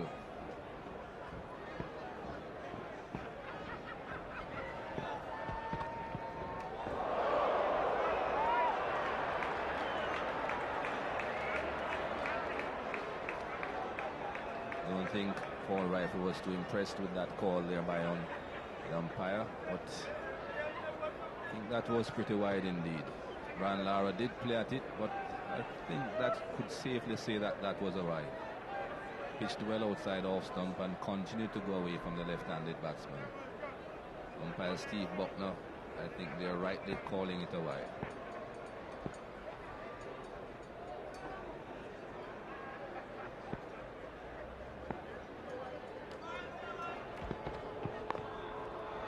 Just squeezing this one. Just can drop his hands, considered the second. The crowd encouraged him to go, but I think the crowd would have regretted that if he had followed them on that occasion. You think they were saying no, Michael? Yes, I think you need a bit of interpretation for that shout there, Mike. It was the Dos Santos stand, a bit more confusing than the Constantine stand.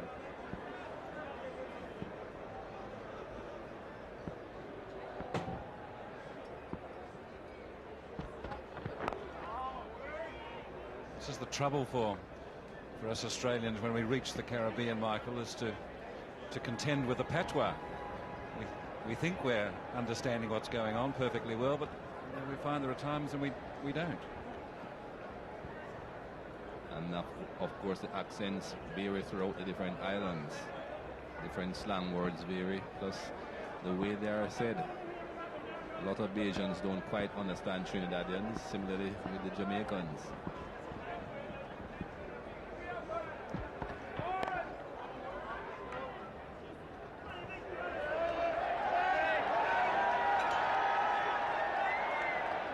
That is very much a Steve Waugh tactic.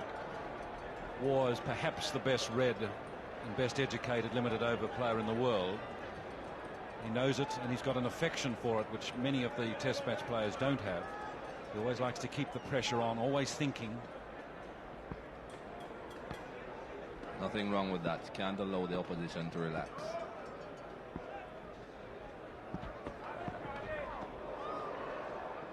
He's beaten him.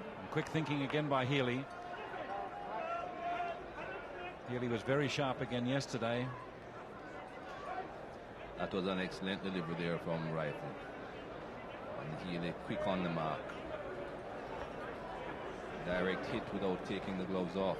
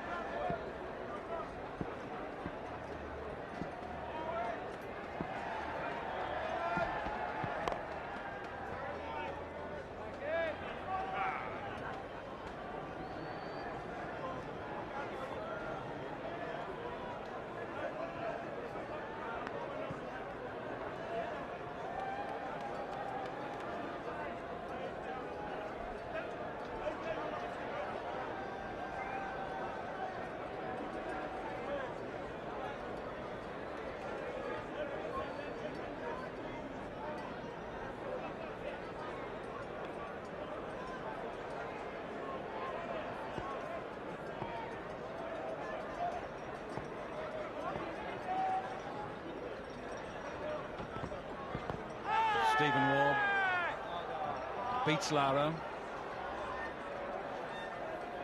Half-hearted appeal. I think you'll find that that ball probably hit Brian Lara just outside the line of off stump there. Stephen Waugh coming round the wicket, pitching outside off stump, and Lara getting that right leg of his outside the line of off stump. Definitely hit outside the line.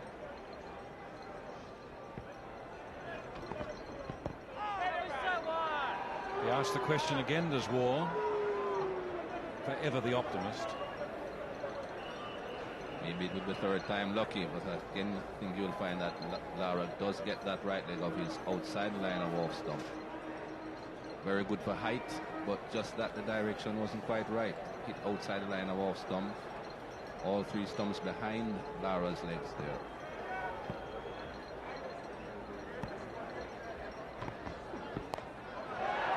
This time he's got it away for 4. No chance there for Ponting or Boone. Picked the gap. A little shorter, seized on it. Hoiked it around. It's really like the David Gower swivel pull in a way, Michael, isn't it? Just straying in length there, Steve Waugh. Pretty much the same line on which he was bowling previously. But because it was a bit shorter, Brian Lara had enough time to go back and pull it behind square. Again, we see that big gap behind square out by the boundary.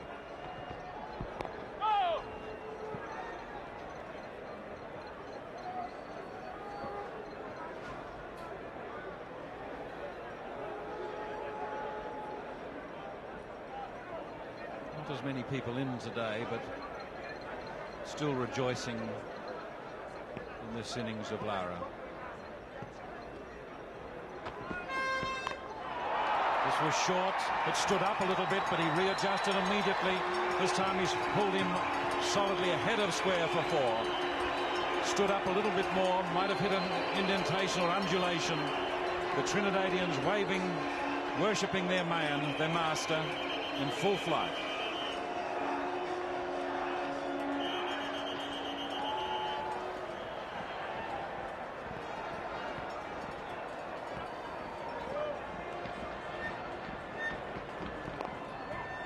Checked his shot this time. Let's think about 2. Adams says yes, they'll have to hurry. They're there.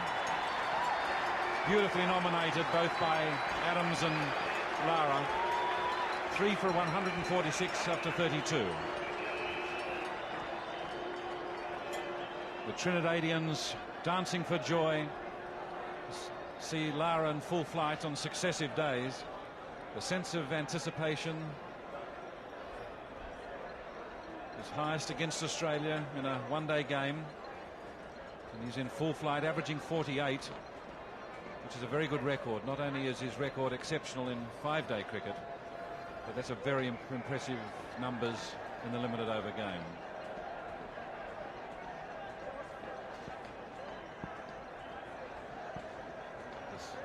The sense of celebration here, celebration of cricket. Adams just pushing away. I think there are enough signs, Michael, that the left-handers are just keeping the Australians on their mettle. Well, Paul Reiffel certainly likes to bowl to the left-handers. He has bowled quite a few very good deliveries to Adams and Lara, both of them being left-handers, of course. And then there's Atherton, another left-hander, to come next.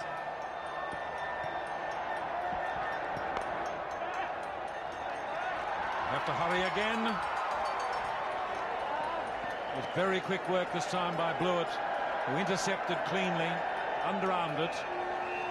Judging by the reaction of the Australian players. Another very close call there. That certainly would have been very close if Blewett had hit those stumps. But Jimmy Adams making sure that he gets those singles to get Brian Lara back on strike as quickly as possible. He knows Brian Lara is the man that's on the go, and he needs to get those singles pretty early in the over to get him back on strike. And the crowd are baying for more from Lara. And he gives them more.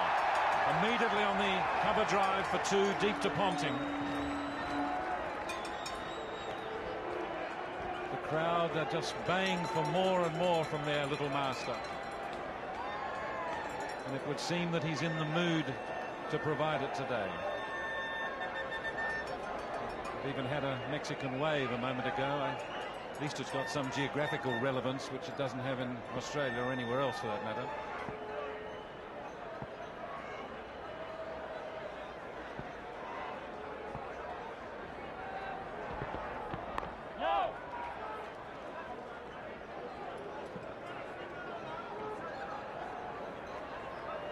be a real test for Reiffel, as it is for any bowler when Lara is in full flight, being egged on by his passionate home crowd. I think his family were coming today. They weren't able to come here yesterday, his mother, but I think she's here today. That was certainly the family planning before the match.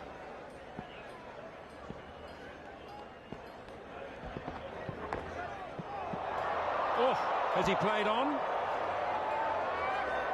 What a remarkable moment. Fell at his feet. We'll need to see this again. This is a remarkable moment, Michael. Not enough pace when it did fall at his feet to really dislodge the bails. Just almost brushing that off stump there, but not enough pace at all.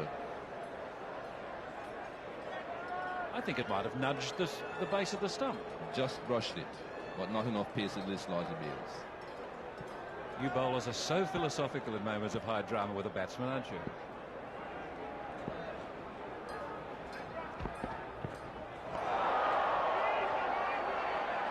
Very expansive swing. A little too ambitious. 3 for 149 from 33.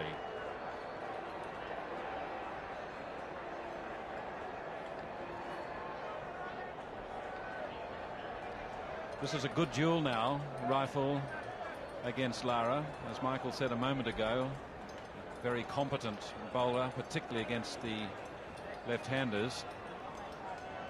And Lara now is really steaming. And it's going to take some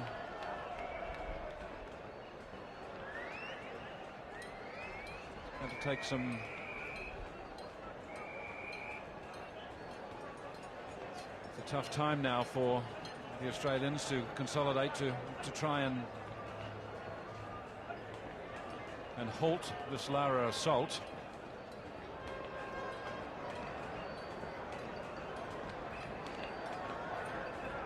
Jimmy Adams, of course, too, can contribute with him.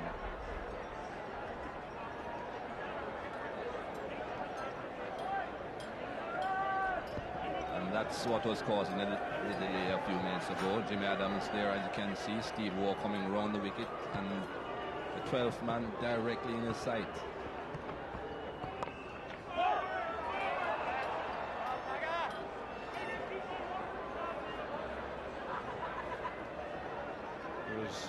No doubt that there is a sense of excitement that he's moving towards 100, Lara. His last was against Pakistan at Durban in '93. And that was 40 innings ago, Michael. Against Lara's last 100 in a one-day game. He got 128 against Pakistan at Durban, which was obviously yet another one of the triangulars, quadrangulars.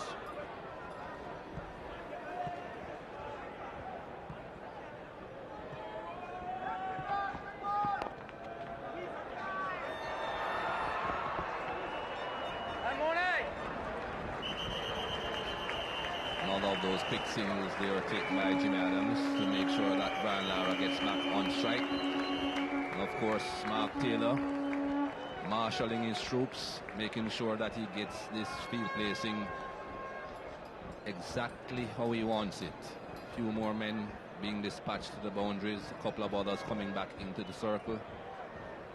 Of course, no more than the 4 men inside the circle. Minimum of 4 have to be inside the circle at the time that the ball is delivered. And Mark Taylor making sure that he has no more than the 4, the minimum 4.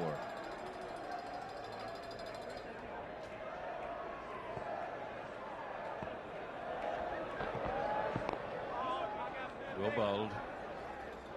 Just don't know how fit Stephen Waugh still is. He's coming, conferring with Healy.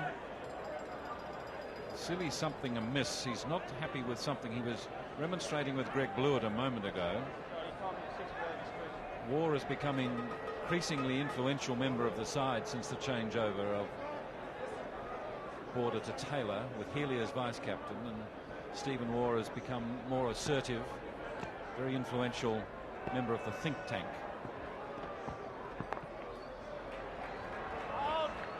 drops his hands again and just eases that one down to third man to Reiffel. In fact, the Australians are well served now, Michael, with Taylor as captain and Healy as his deputy. Of course, Healy captains Queensland, or has done.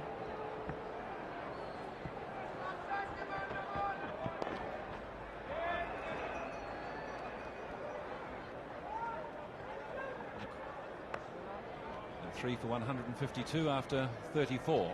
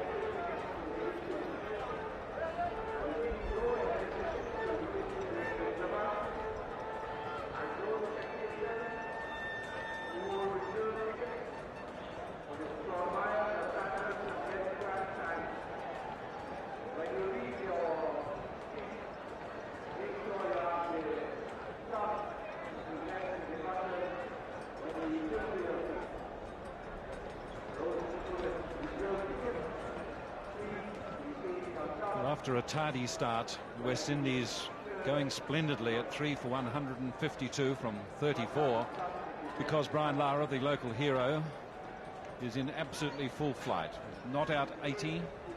Carl Hooper was busy with 41, and he's been in astonishing form, and you can see that the Australians have suffered considerably. But there's some notable exceptions at the top of the order. But Warne, 25 from 7. Blewett was absolutely hammered, 32 from 3. And Warne, 19 from 3.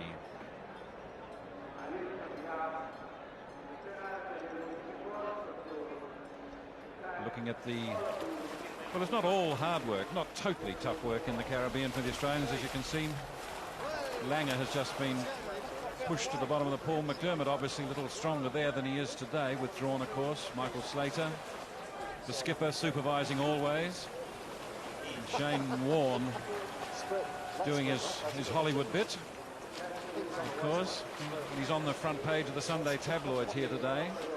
If he's not on the front page of the tabloids, it's Lara, and vice versa. They really do share the headlines. Now he's attending to cosmetic matters. Perhaps, I think that's Langer with him now. But he was wearing the drop earring in New Zealand, sort of, I think, modelled on Vinod Kambli's, who's brought the drop earring trend to the middle order. And now Warne bringing it to the slow bowling fraternity. But he's a wonderfully flamboyant character, and like Lara, is coping particularly well with the amount of publicity and the amount of focus on him. And that is much to his credit. They're both very young men, and the matter of two years for Warne, and perhaps only 1 year for Lara, they've been thrust into the international headlines.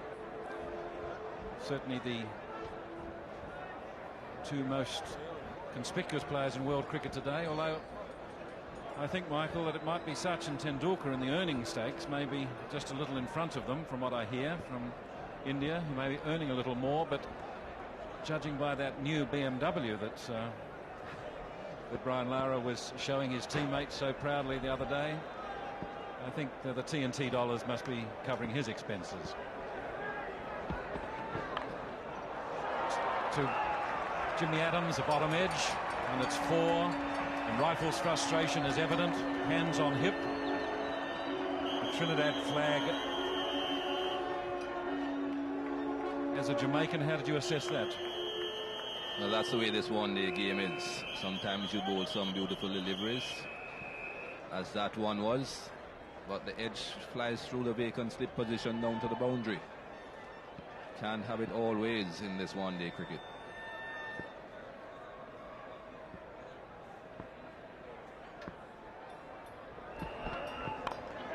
that's a glorious shot.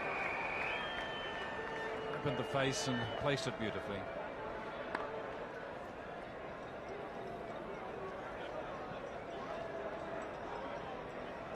I think the bowlers have to realize, Mike, particularly in this one-day game, that it's a game for batsmen.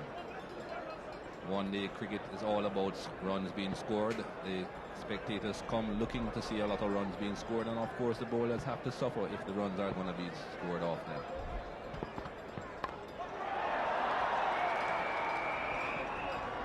Cuts comfortably, considered the second, but this time no, Fleming was there.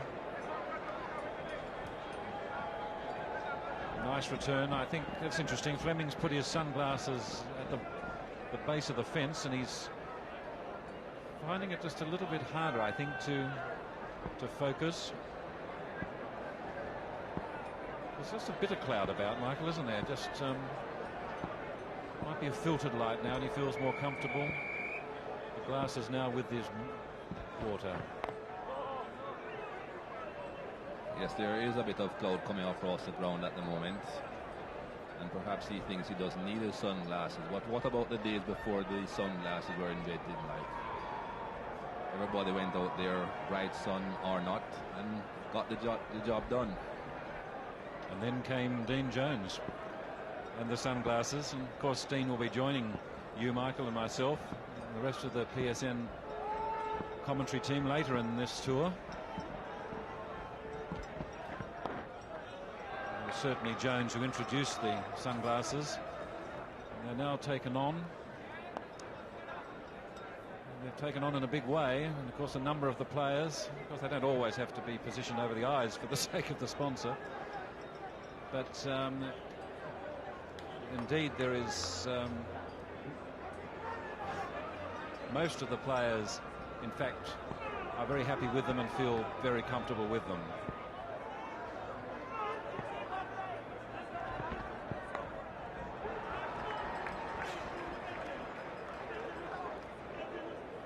Lara's doing it very comfortably at the moment.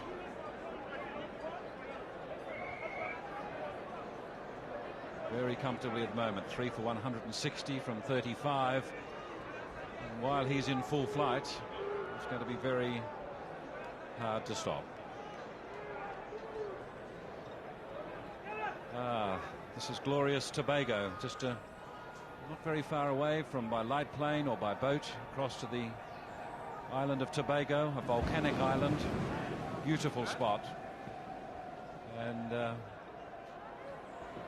players would love to get away and just unwind there.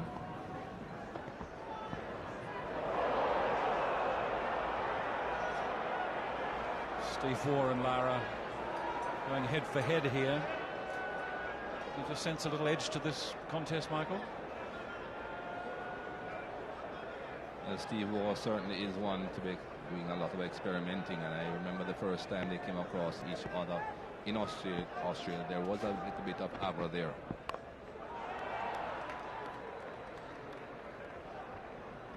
I'm sure Brian Lara, although thinking of the fact that Steve Warne is bowling at him, will be thinking more that he wants to get these 3 figures. 83 runs to his name so far. Another 17 runs to get, and doing it quite well at the moment. Just 85 balls faced. It seems surprising, doesn't it, given his record?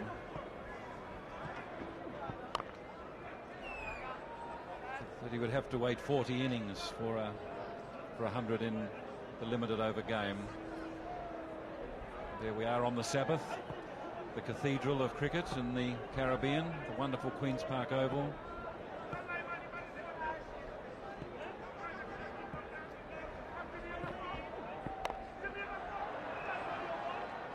This time is Adams, it is, opening his shoulders. Certainly someone who can look to very impressive numbers at the moment, particularly in the Test match arena. They're scoring at 4.54 at the moment, which is a pretty handy rate in the mid-30s, and with these two, and particularly with Lara in control. Back foot this time. Take the ones when they're on offer. And there are a lot of ones on offer out there at the moment. Just the 4 men, as I mentioned before, inside the circle. Both to Adams and Lara when they're on strike. So lots of singles available. That's another one. Achieved easily, 3 for 164 after 36.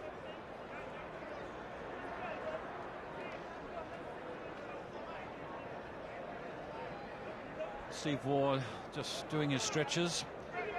Also still feeling that shoulder. I'm yet to be convinced that he's 100% fit. There's a lot of speculation that he wouldn't bowl on this tour at all, and that he would have to return to Australia for surgery at the end of this tour.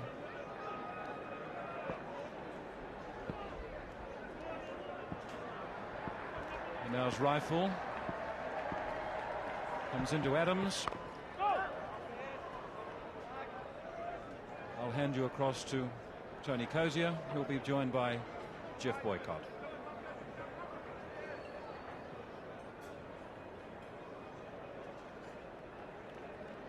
So Reiffel in his last over.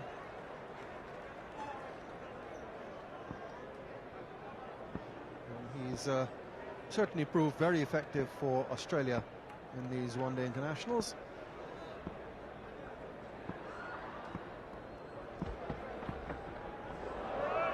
And as he was saying yesterday, enjoys bowling at left-handers, so he may have a role to play in the Test series as well. He's beaten Lara outside the off stump, as we saw in Barbados, and a few times yesterday as well. Adams has flirted outside that off stump against him. There's Atherton to come. And it's not only his angle, but it's his line and also his movement. When he pitches, he gets the ball just to go away a little bit further.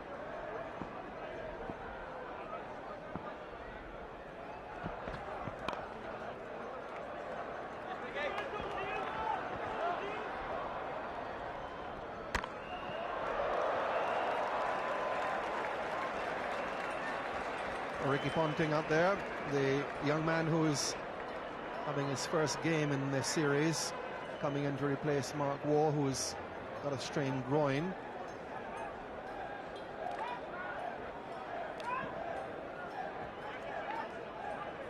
No danger there, and in fact I would suggest that he really wasn't aiming at the stumps. It's just that the ball was so accurately thrown, skidding off the ground. Crashed into the stumps. Looked spectacular with the bails flying all over the place.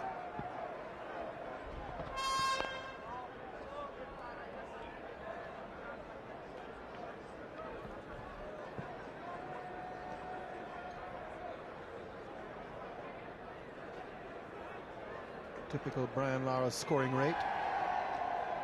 Very seldom seems to go very much above a run a ball. 10 fours in the innings.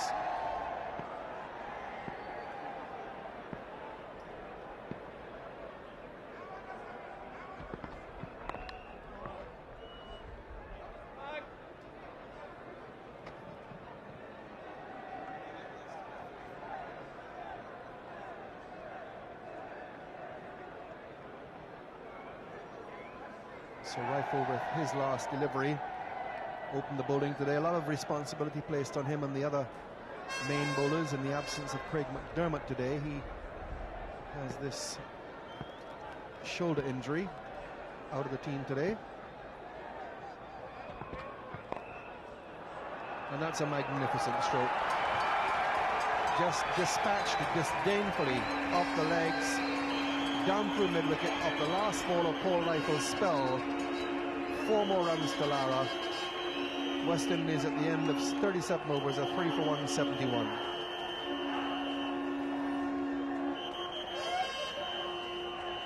Well, they're really good figures, even though it was a nice shot by Brian Lara to finish off Paul Reiffel's 10 overs. 1 for 38.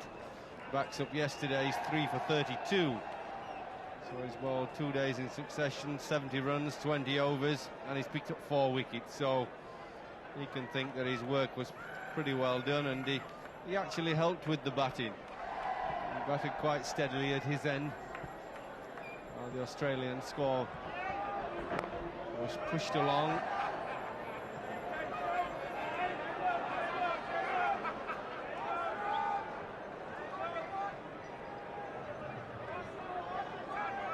So Steve Waugh having some work to do here in his 5th over. Blewett being very expensive, 32 taken off his 3. 2 6s taken off him by Hooper.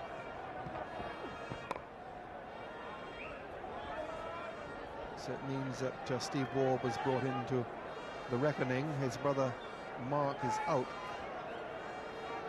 He might well have been brought in as well. So Taylor forced here to turn to Steve Waugh, with Blewett being rather taken apart early on.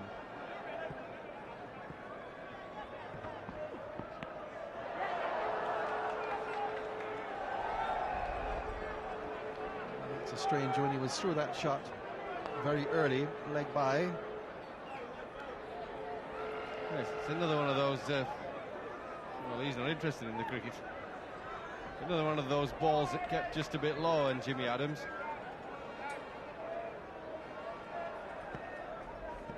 Just didn't get up too high.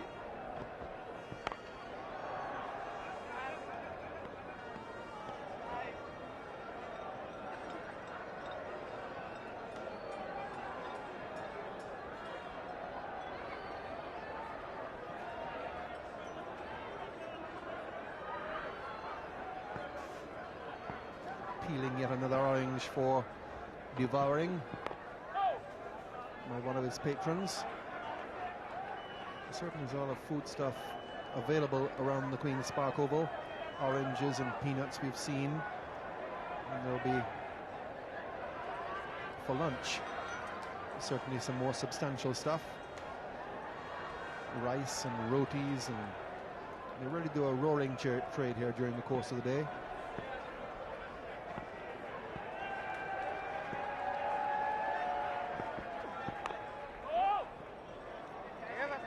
The end of Steve Waugh's over. It's a maiden, just the leg by coming in it. Well bowled, 3 for 170.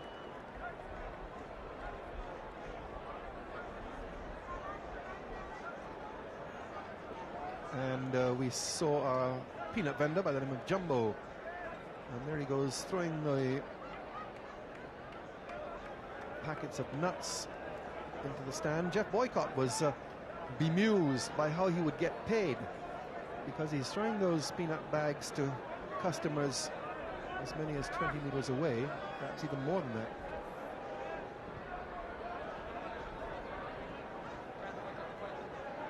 So the peanut vendor, and as we saw, and as we will see now, just flicking those packets into the stand. And Jeff, your question earlier about how he gets paid, we have since discovered, in fact, that he has his agents in the stands there. He throws the packet to the agent, or to his middleman, you might say, and they then pick up, there he is, and he then gets rid of them and collects the money. Entrepreneurship, it's called. Glenn McGraw comes on.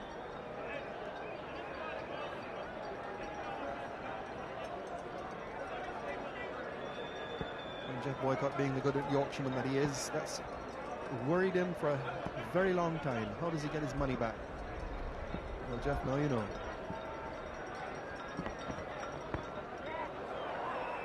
Off the pad. Have to hurry here, and does. Return coming in from Shane Warne. Had a long way to get to it. Yes, it's noticeable since I was last on commentary that Steve Waugh and now Glenn McGrath have gone around the wicket to the left-handers. I mentioned earlier that if it's not working bowling over there, you've got to try something else, try and cramp them for room going around the wicket. Because if someone like Lara in particular gets in full flow, he's such a good player on the offside and leg side that your margin bowling over the wicket is so small.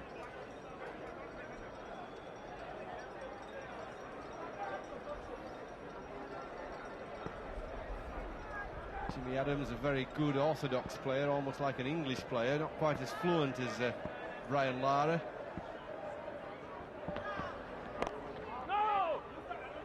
Very, very important to the balance of the West Indies batting lineup.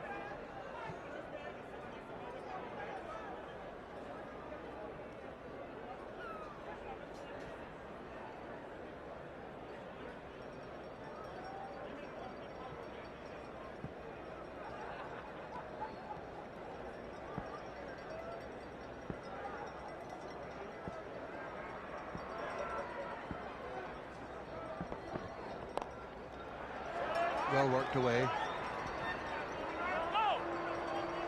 We'll settle on the single. Ball and pitch.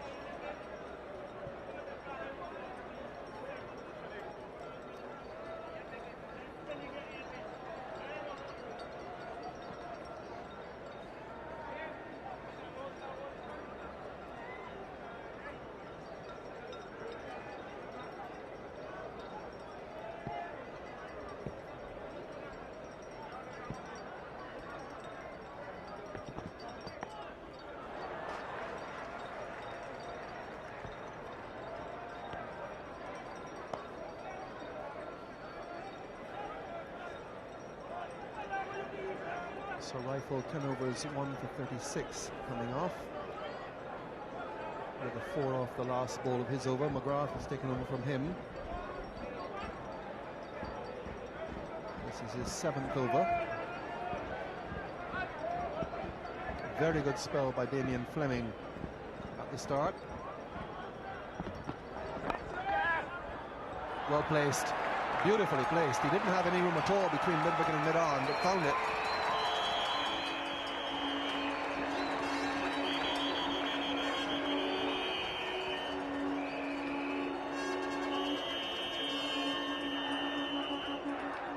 Yeah, the hallmark of Jimmy Adams is his placement. He's a very well organised young man.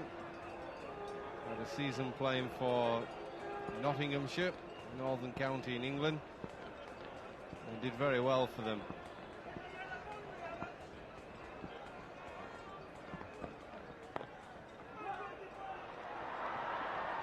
Well backed up by Glenn McGrath.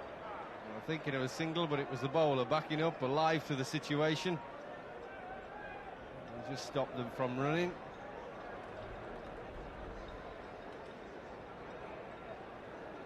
Well, that completes the over. 3 for 178. 39 overs gone. 40th coming up. And the West Indies have done well after their early setbacks, having lost Simmons and Williams. They were 2 for 26. Lara in partnership first with Hooper. Now Adams, this partnership is already worth 53. And that partnership with Hooper added 99.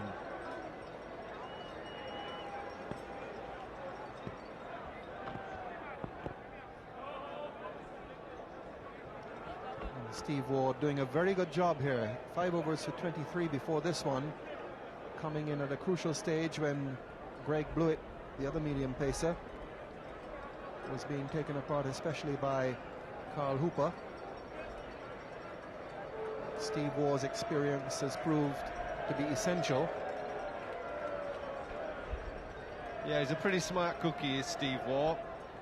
See, he's just not happy about something. Have a word with his captain. Don't get flummoxed, don't get hurried. Just pause, speak to the captain about field placings, what he's going to try and bowl. He's a very cool head on his shoulders. He's not at maximum pace yet.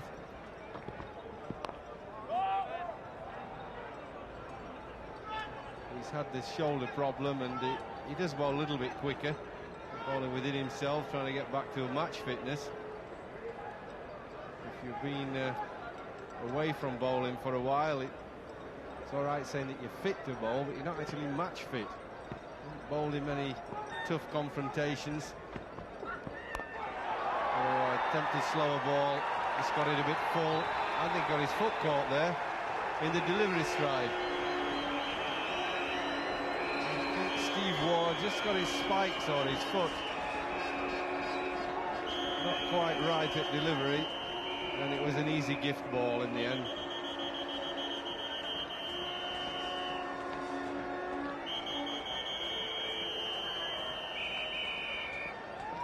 very much a baseball shot there. And the gift. And Lara moves into the 90s with that stroke.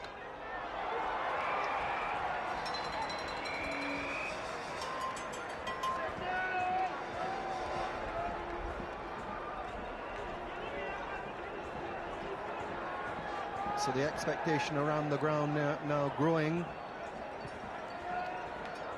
Almost every time he comes out to bat, they expect him to get 100. The fact of the matter is he's never got one for the West Indies here at the Queen's Park Oval. This is his 12th innings for the West Indies at the Oval, his home ground, dating back to 1992 against the South Africans in either one-day internationals or tests. Highest score was 95 not out against the Pakistanis, 93.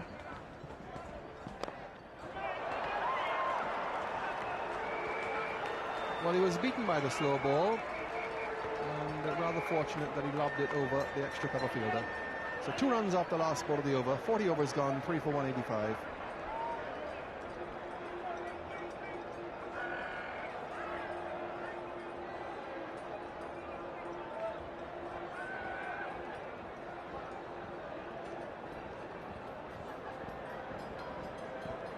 Good partnership between the two of them. Two left-handers, and the West Indies now with a very settled middle order with Lara, Hooper and Adams.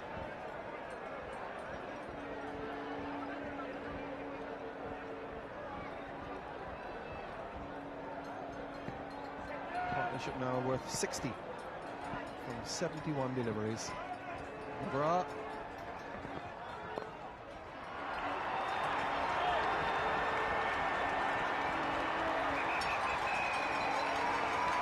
And that now carries him past his highest score. That's his highest innings at the Queen's Park Oval. He's within 1 stroke of the 100. They're going to go even crazier than they normally do here in Trinidad when Brian Lara is on the go, when he reaches that magic figure. If he does.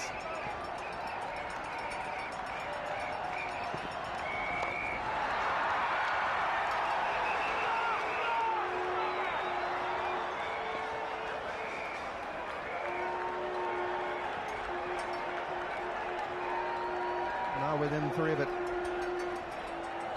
Interesting to know that Dwight York, the Aston Villa Premier League footballer, native of Trinidad and Tobago and very close friend of Brian Lara, is back for a brief stay.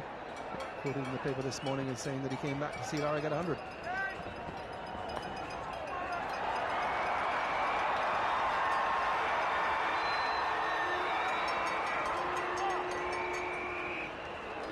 Tumbling save up there by Shane Warne.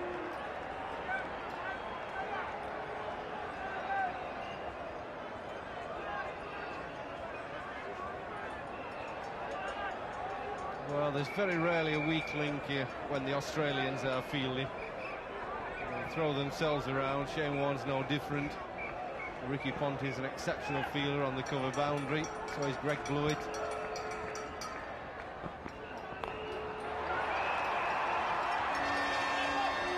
If you're going to pinch runs or steal runs against the Australian team, then you better pick your fielder very carefully.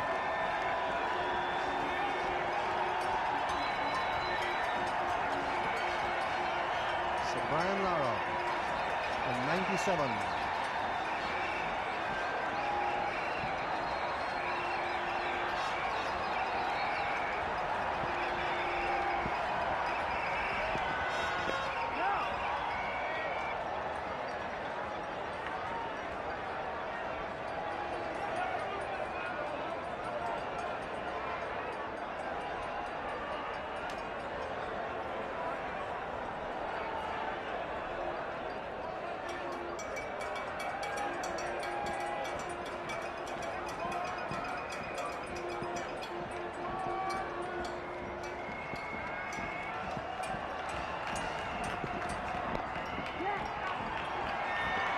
Hurrying, but he had it judged well. Takes the strike, carries him to 98. West Indies 3 for 192.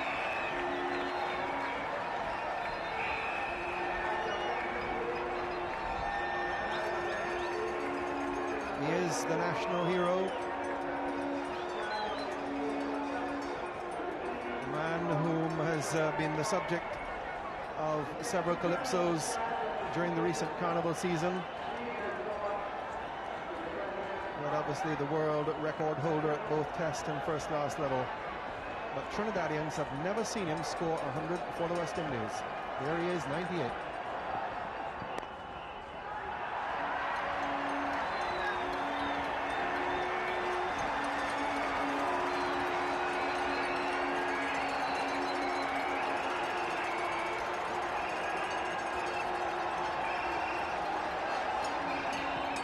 And they know now that it won't be very long for them to wait. They can hardly contain themselves.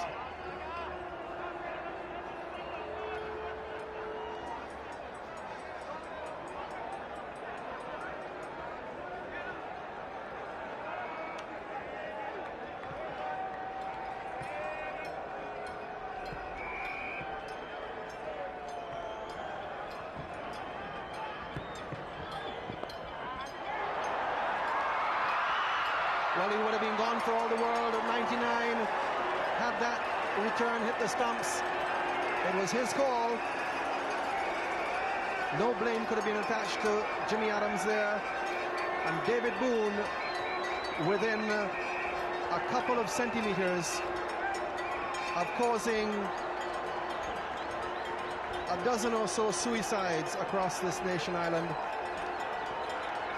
But Lara is there now, 99.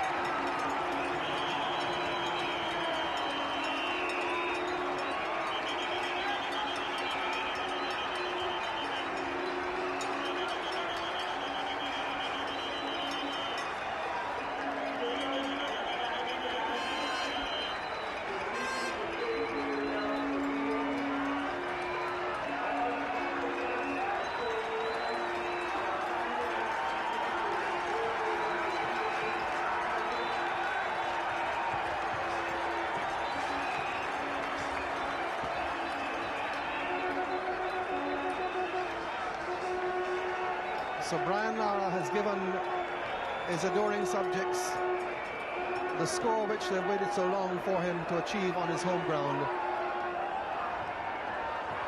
And they're most thankful for it. In fact, they're in a frenzy.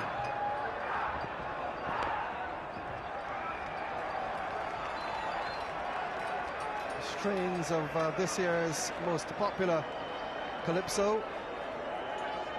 Raise your bat for Lara. Go around the ground. Lara has moved to 102. 104 deliveries, 12 fours. And this has been an outstanding innings.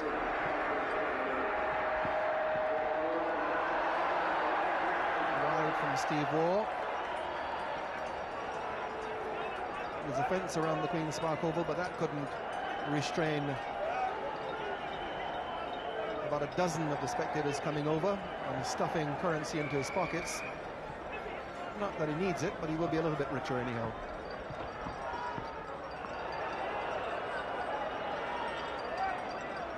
So that's the end of an over which will always be remembered by those who saw it here as the over in which Brian Lara got his first century for the West Indies at the Queen's Park Oval. 3 for 198, we've had 42 overs bowled.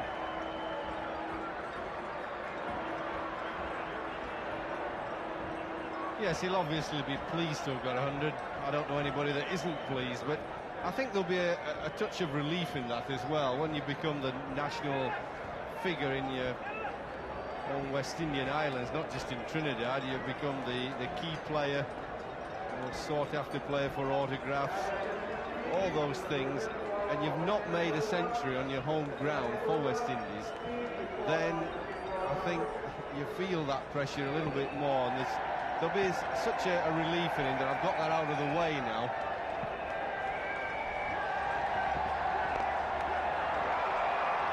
Cotton ball chance. It was stiff, but he got both hands to it, should have held it.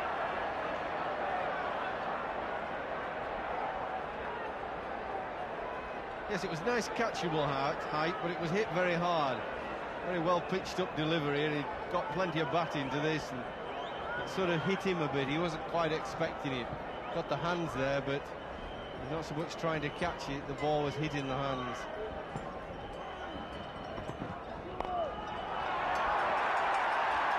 No question of anyone catching that. Fetching it, yes, but not catching it.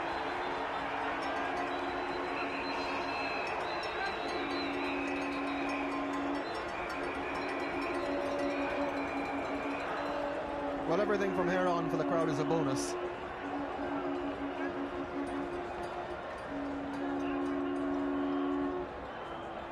Raises the West Indies 200. And with Lara in this mode, if he can continue going all the way through, never knows what the score will be in the end. Australia really need to remove him. All the attention has been on Lara, but of course we're in a cricket match between two teams, and Australia will be more concerned with the total on the board.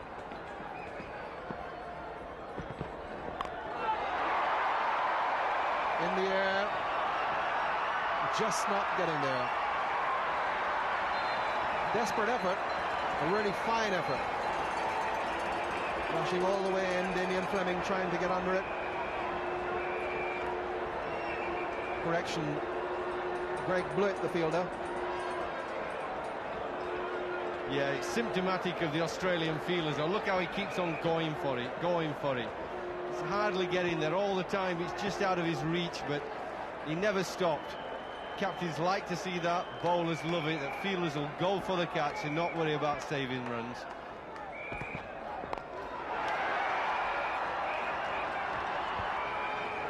Boone again. Well, it looks here as if Lara has decided to throw the bat. Almost as if he thinks he's had enough. There's a long way to go in this innings yet. Cotton ball chance in the over. Half chance out in the outfield. Number of rather rash shots from him.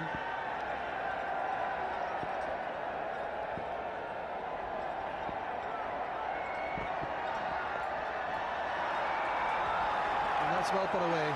Found the gap between long leg and deep mid wicket. Bad ball from McGrath. So Adams is joining the scoring spree now. Well, I was saying yesterday how one-day cricket can change so quickly in 2 or 3 overs, and this is where the Australians have got to keep a grip on the situation. It can soon get out of control. At one stage, Australia had West Indies struggling probably to get 225, and now it would seem impossible for them to fail below 250, 260. And it might even go higher if Lara stays in with Jimmy Adams. So they've got to keep control. No. Pitching outside leg stump. Might have been hitting, but pitching outside leg stump. Less than 4 runs and over. And he went to more or less 60 each of the 10 in the 2 previous one-dayers. But Lara's going to look for him, no doubt about that. So it's going to be very intriguing.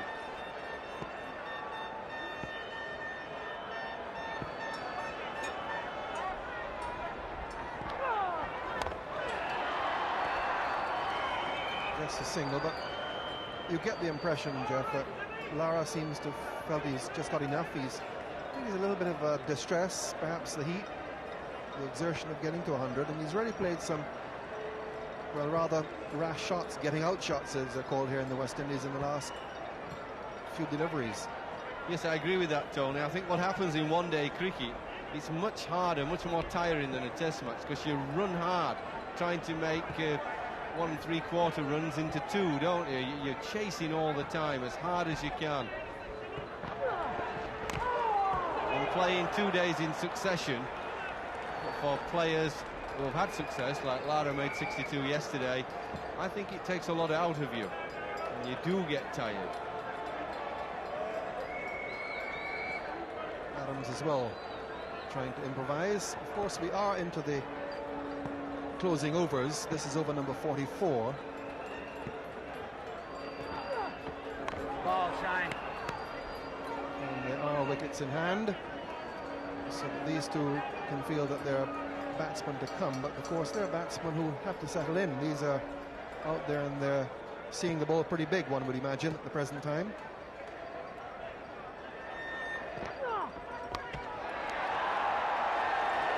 Well, long hop, given the treatment.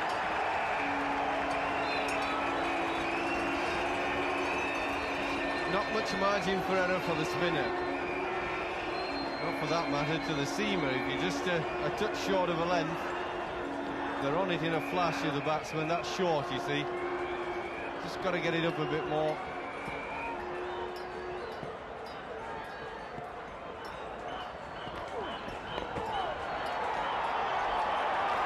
And that's beautifully played as well. There are men in the boundary, one rather straight, one square. There's also a man at mid-wicket. Lara lifted it over mid-wicket and still managed to find the gap between those two players on the boundary. That really is high-class batting. Makes a difference, doesn't it, to the leg spinner to be a left-hander. If I ever come back again in this life to play cricket, I am definitely going to be a left-handed batsman and bowl like Michael Holding. I'm certainly not going to bat like me. Fast bowler like Michael Holding, knock everybody's blocks off, and then go in and bat left-handed like Brian Lara. It's a piece of cake, isn't it, this game?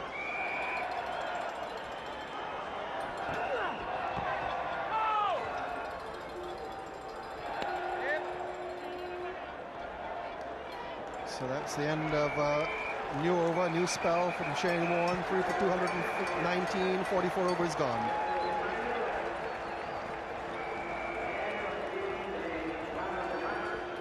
So Shane Warne going into the outfield with a few thoughts to ponder on. And we change commentary. And in the commentary box, David Hooks, and with him will be Michael Holding. Thanks very much, Tony. Lovely long view of the ground.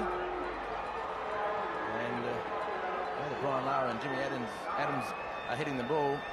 Perhaps our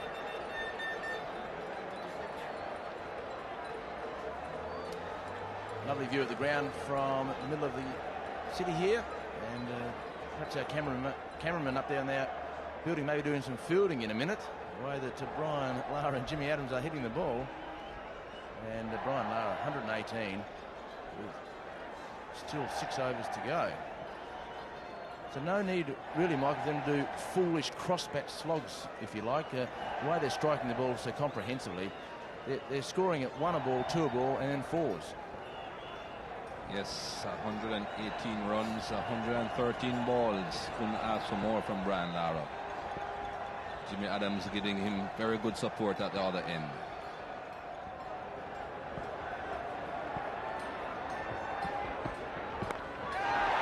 It's in the air, but it's safe. You get 2 comfortably, maybe 3 if they're good enough, maybe 4. And down into the ditch, into the drain, downhill, and 4 runs. Not perfectly timed by Jimmy Adams, but there's no fielding within a long way of that ball. Yes, the man at fine leg is inside the circle, and that ball went behind square. The man in front of square had no chance of getting back, and Shane Warne just sliding, trying to pull it back, not achieving.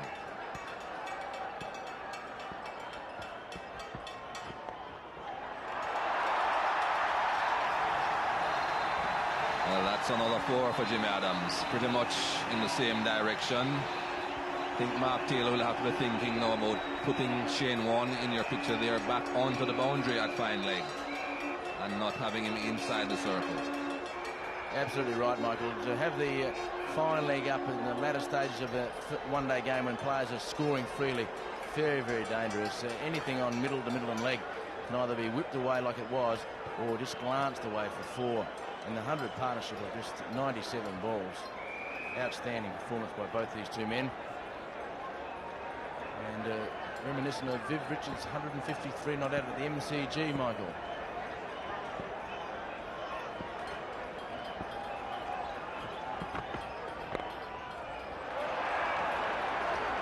running's been a feature, but on that occasion, only the single Ricky Ponting coming in very quickly. And the Australian fielding has been pretty good, given the onslaught in the last couple of hours. Well, Fleming now has decided that he had better go round the wicket.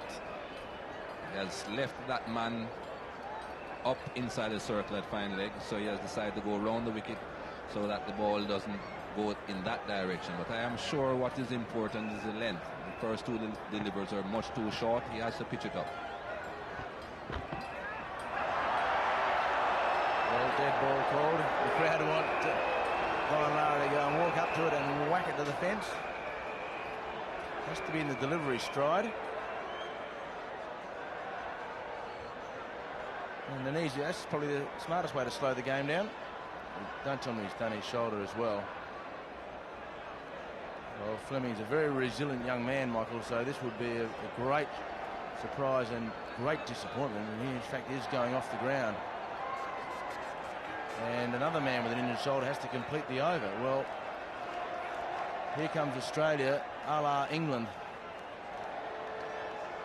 Not an encouraging sight. Let's see exactly what happened here.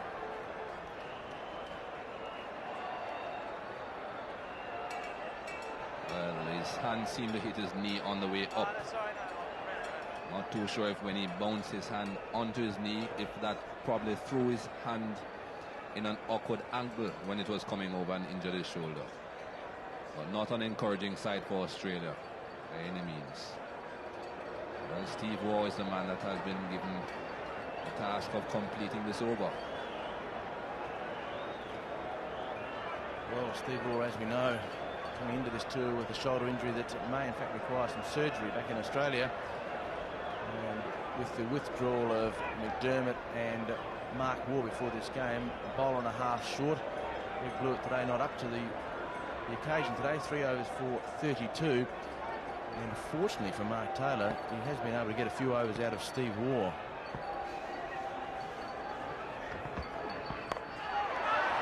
Great fielding at point. And it saved a certain boundary. And that is Justin Langer, who has come onto the ground for Damien Fleming. Well, you couldn't ask for more effort from the young man.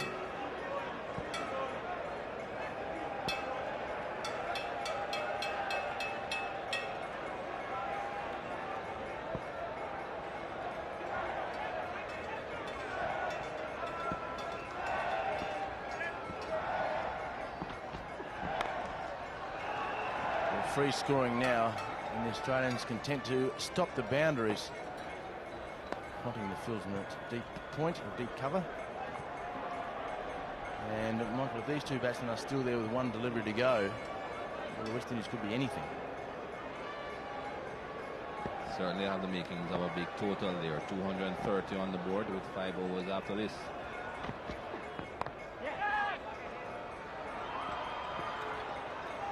In comfortably, laying a bit deep.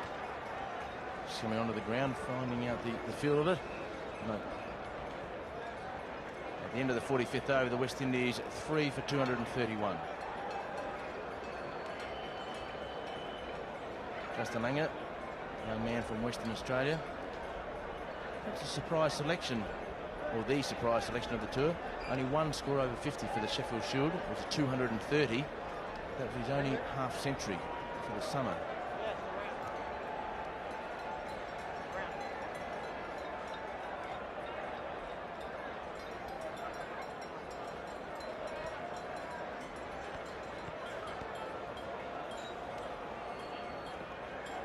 Interesting, Arthur to next. I just wonder whether they may take the punt, Michael, with Benjamin to come in next if there's only a couple of overs remaining. Or maybe Basbert Drakes. Well, Drakes batted quite well yesterday. And there in the order, he has been promoted above Benjamin, but we'll have to wait and see if he does come in front of him. Footwork good. Warne takes some pace off it.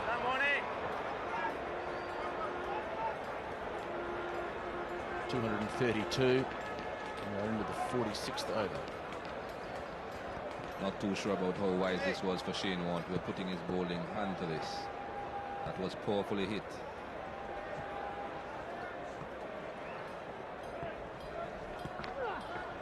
Adams reverse sweep. And that has cost a few blokes the wicket over a period of time, but Adams played that beautifully.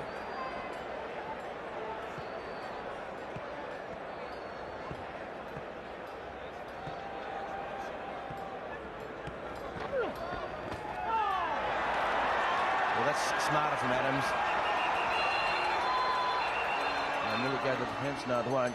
Blewett does well at 3 runs. So the reverse sweep and the normal sweep. In fact, buys. It's been a tough day for Ian Healy. Not too sure about that signal by umpire Cumberbatch. Did seem to touch either the glove or the bat of Jimmy Adams on that occasion.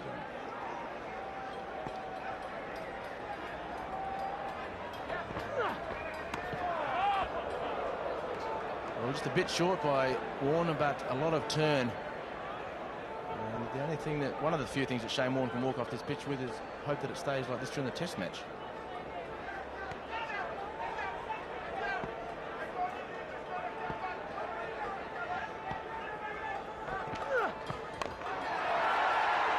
Well, he's gone down there, and that has gone onto the bicycle track and one bounce to the top tier of the grandstand. He took the fieldsman on at wide mid-on, and I guess when you're 120, you go down to the leg spinner and you have a free swing of the bat, you've got a fair chance of hitting it out of the park. Brian laughed after seeing that previous delivery turn as much as it did. Decided that he didn't want to see this one turn. Got to the pitch quickly. Good clean swing of the bat.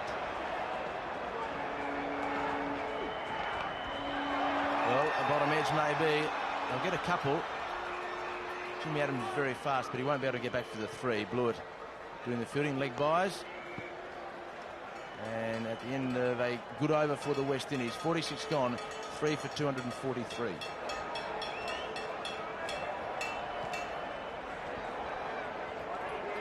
Well, Shane Warne just pondering as he goes to his fielding position.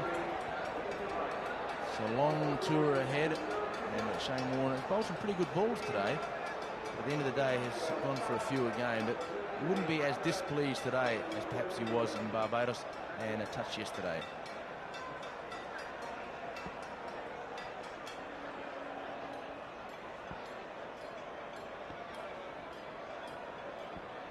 Well, plenty of people here excited by Brian Lara. Adams swings at that man up again at square in the fine leggers. Well, you bowl around the wicket and pitch it short with a man inside the circle, and all you have to do is hit it for 4 and celebrate. It's the length again that is quite wrong. Once that man is inside the circle behind square, you can't afford to be bowling short.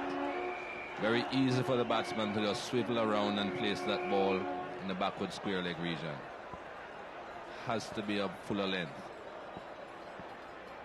Jimmy Adams going merrily along, 45 or 52 balls. That's the easy single. Mark Taylor unable to scamper in from cover. So once again, the good players hit the 4 and then push the 1 and put the pressure right back onto the bowler. 5 off 2 balls, and you've still got 4 to bowl.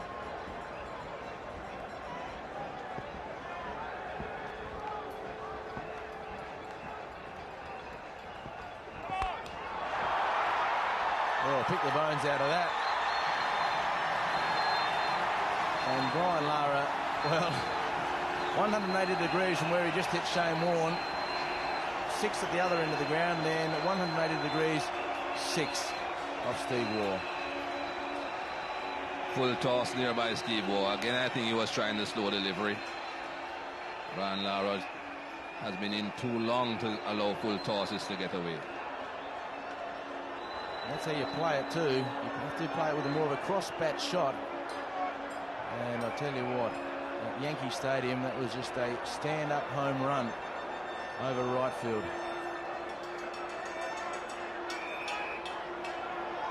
It's a lost ball. I don't know. It might have gone back to the Hilton, Michael, where we're staying. We might see it in the Hilton pool this afternoon.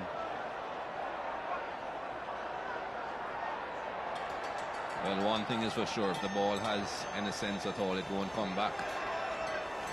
Well, there is the ball in his left hand. Well, David Byrne won't be too pleased with that. That gentleman didn't look like an Indigenous Australian, but he may well have been with the flag.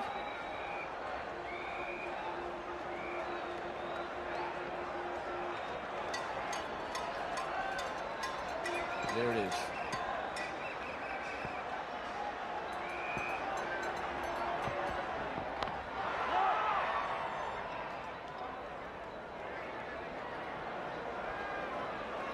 At last, a dot ball.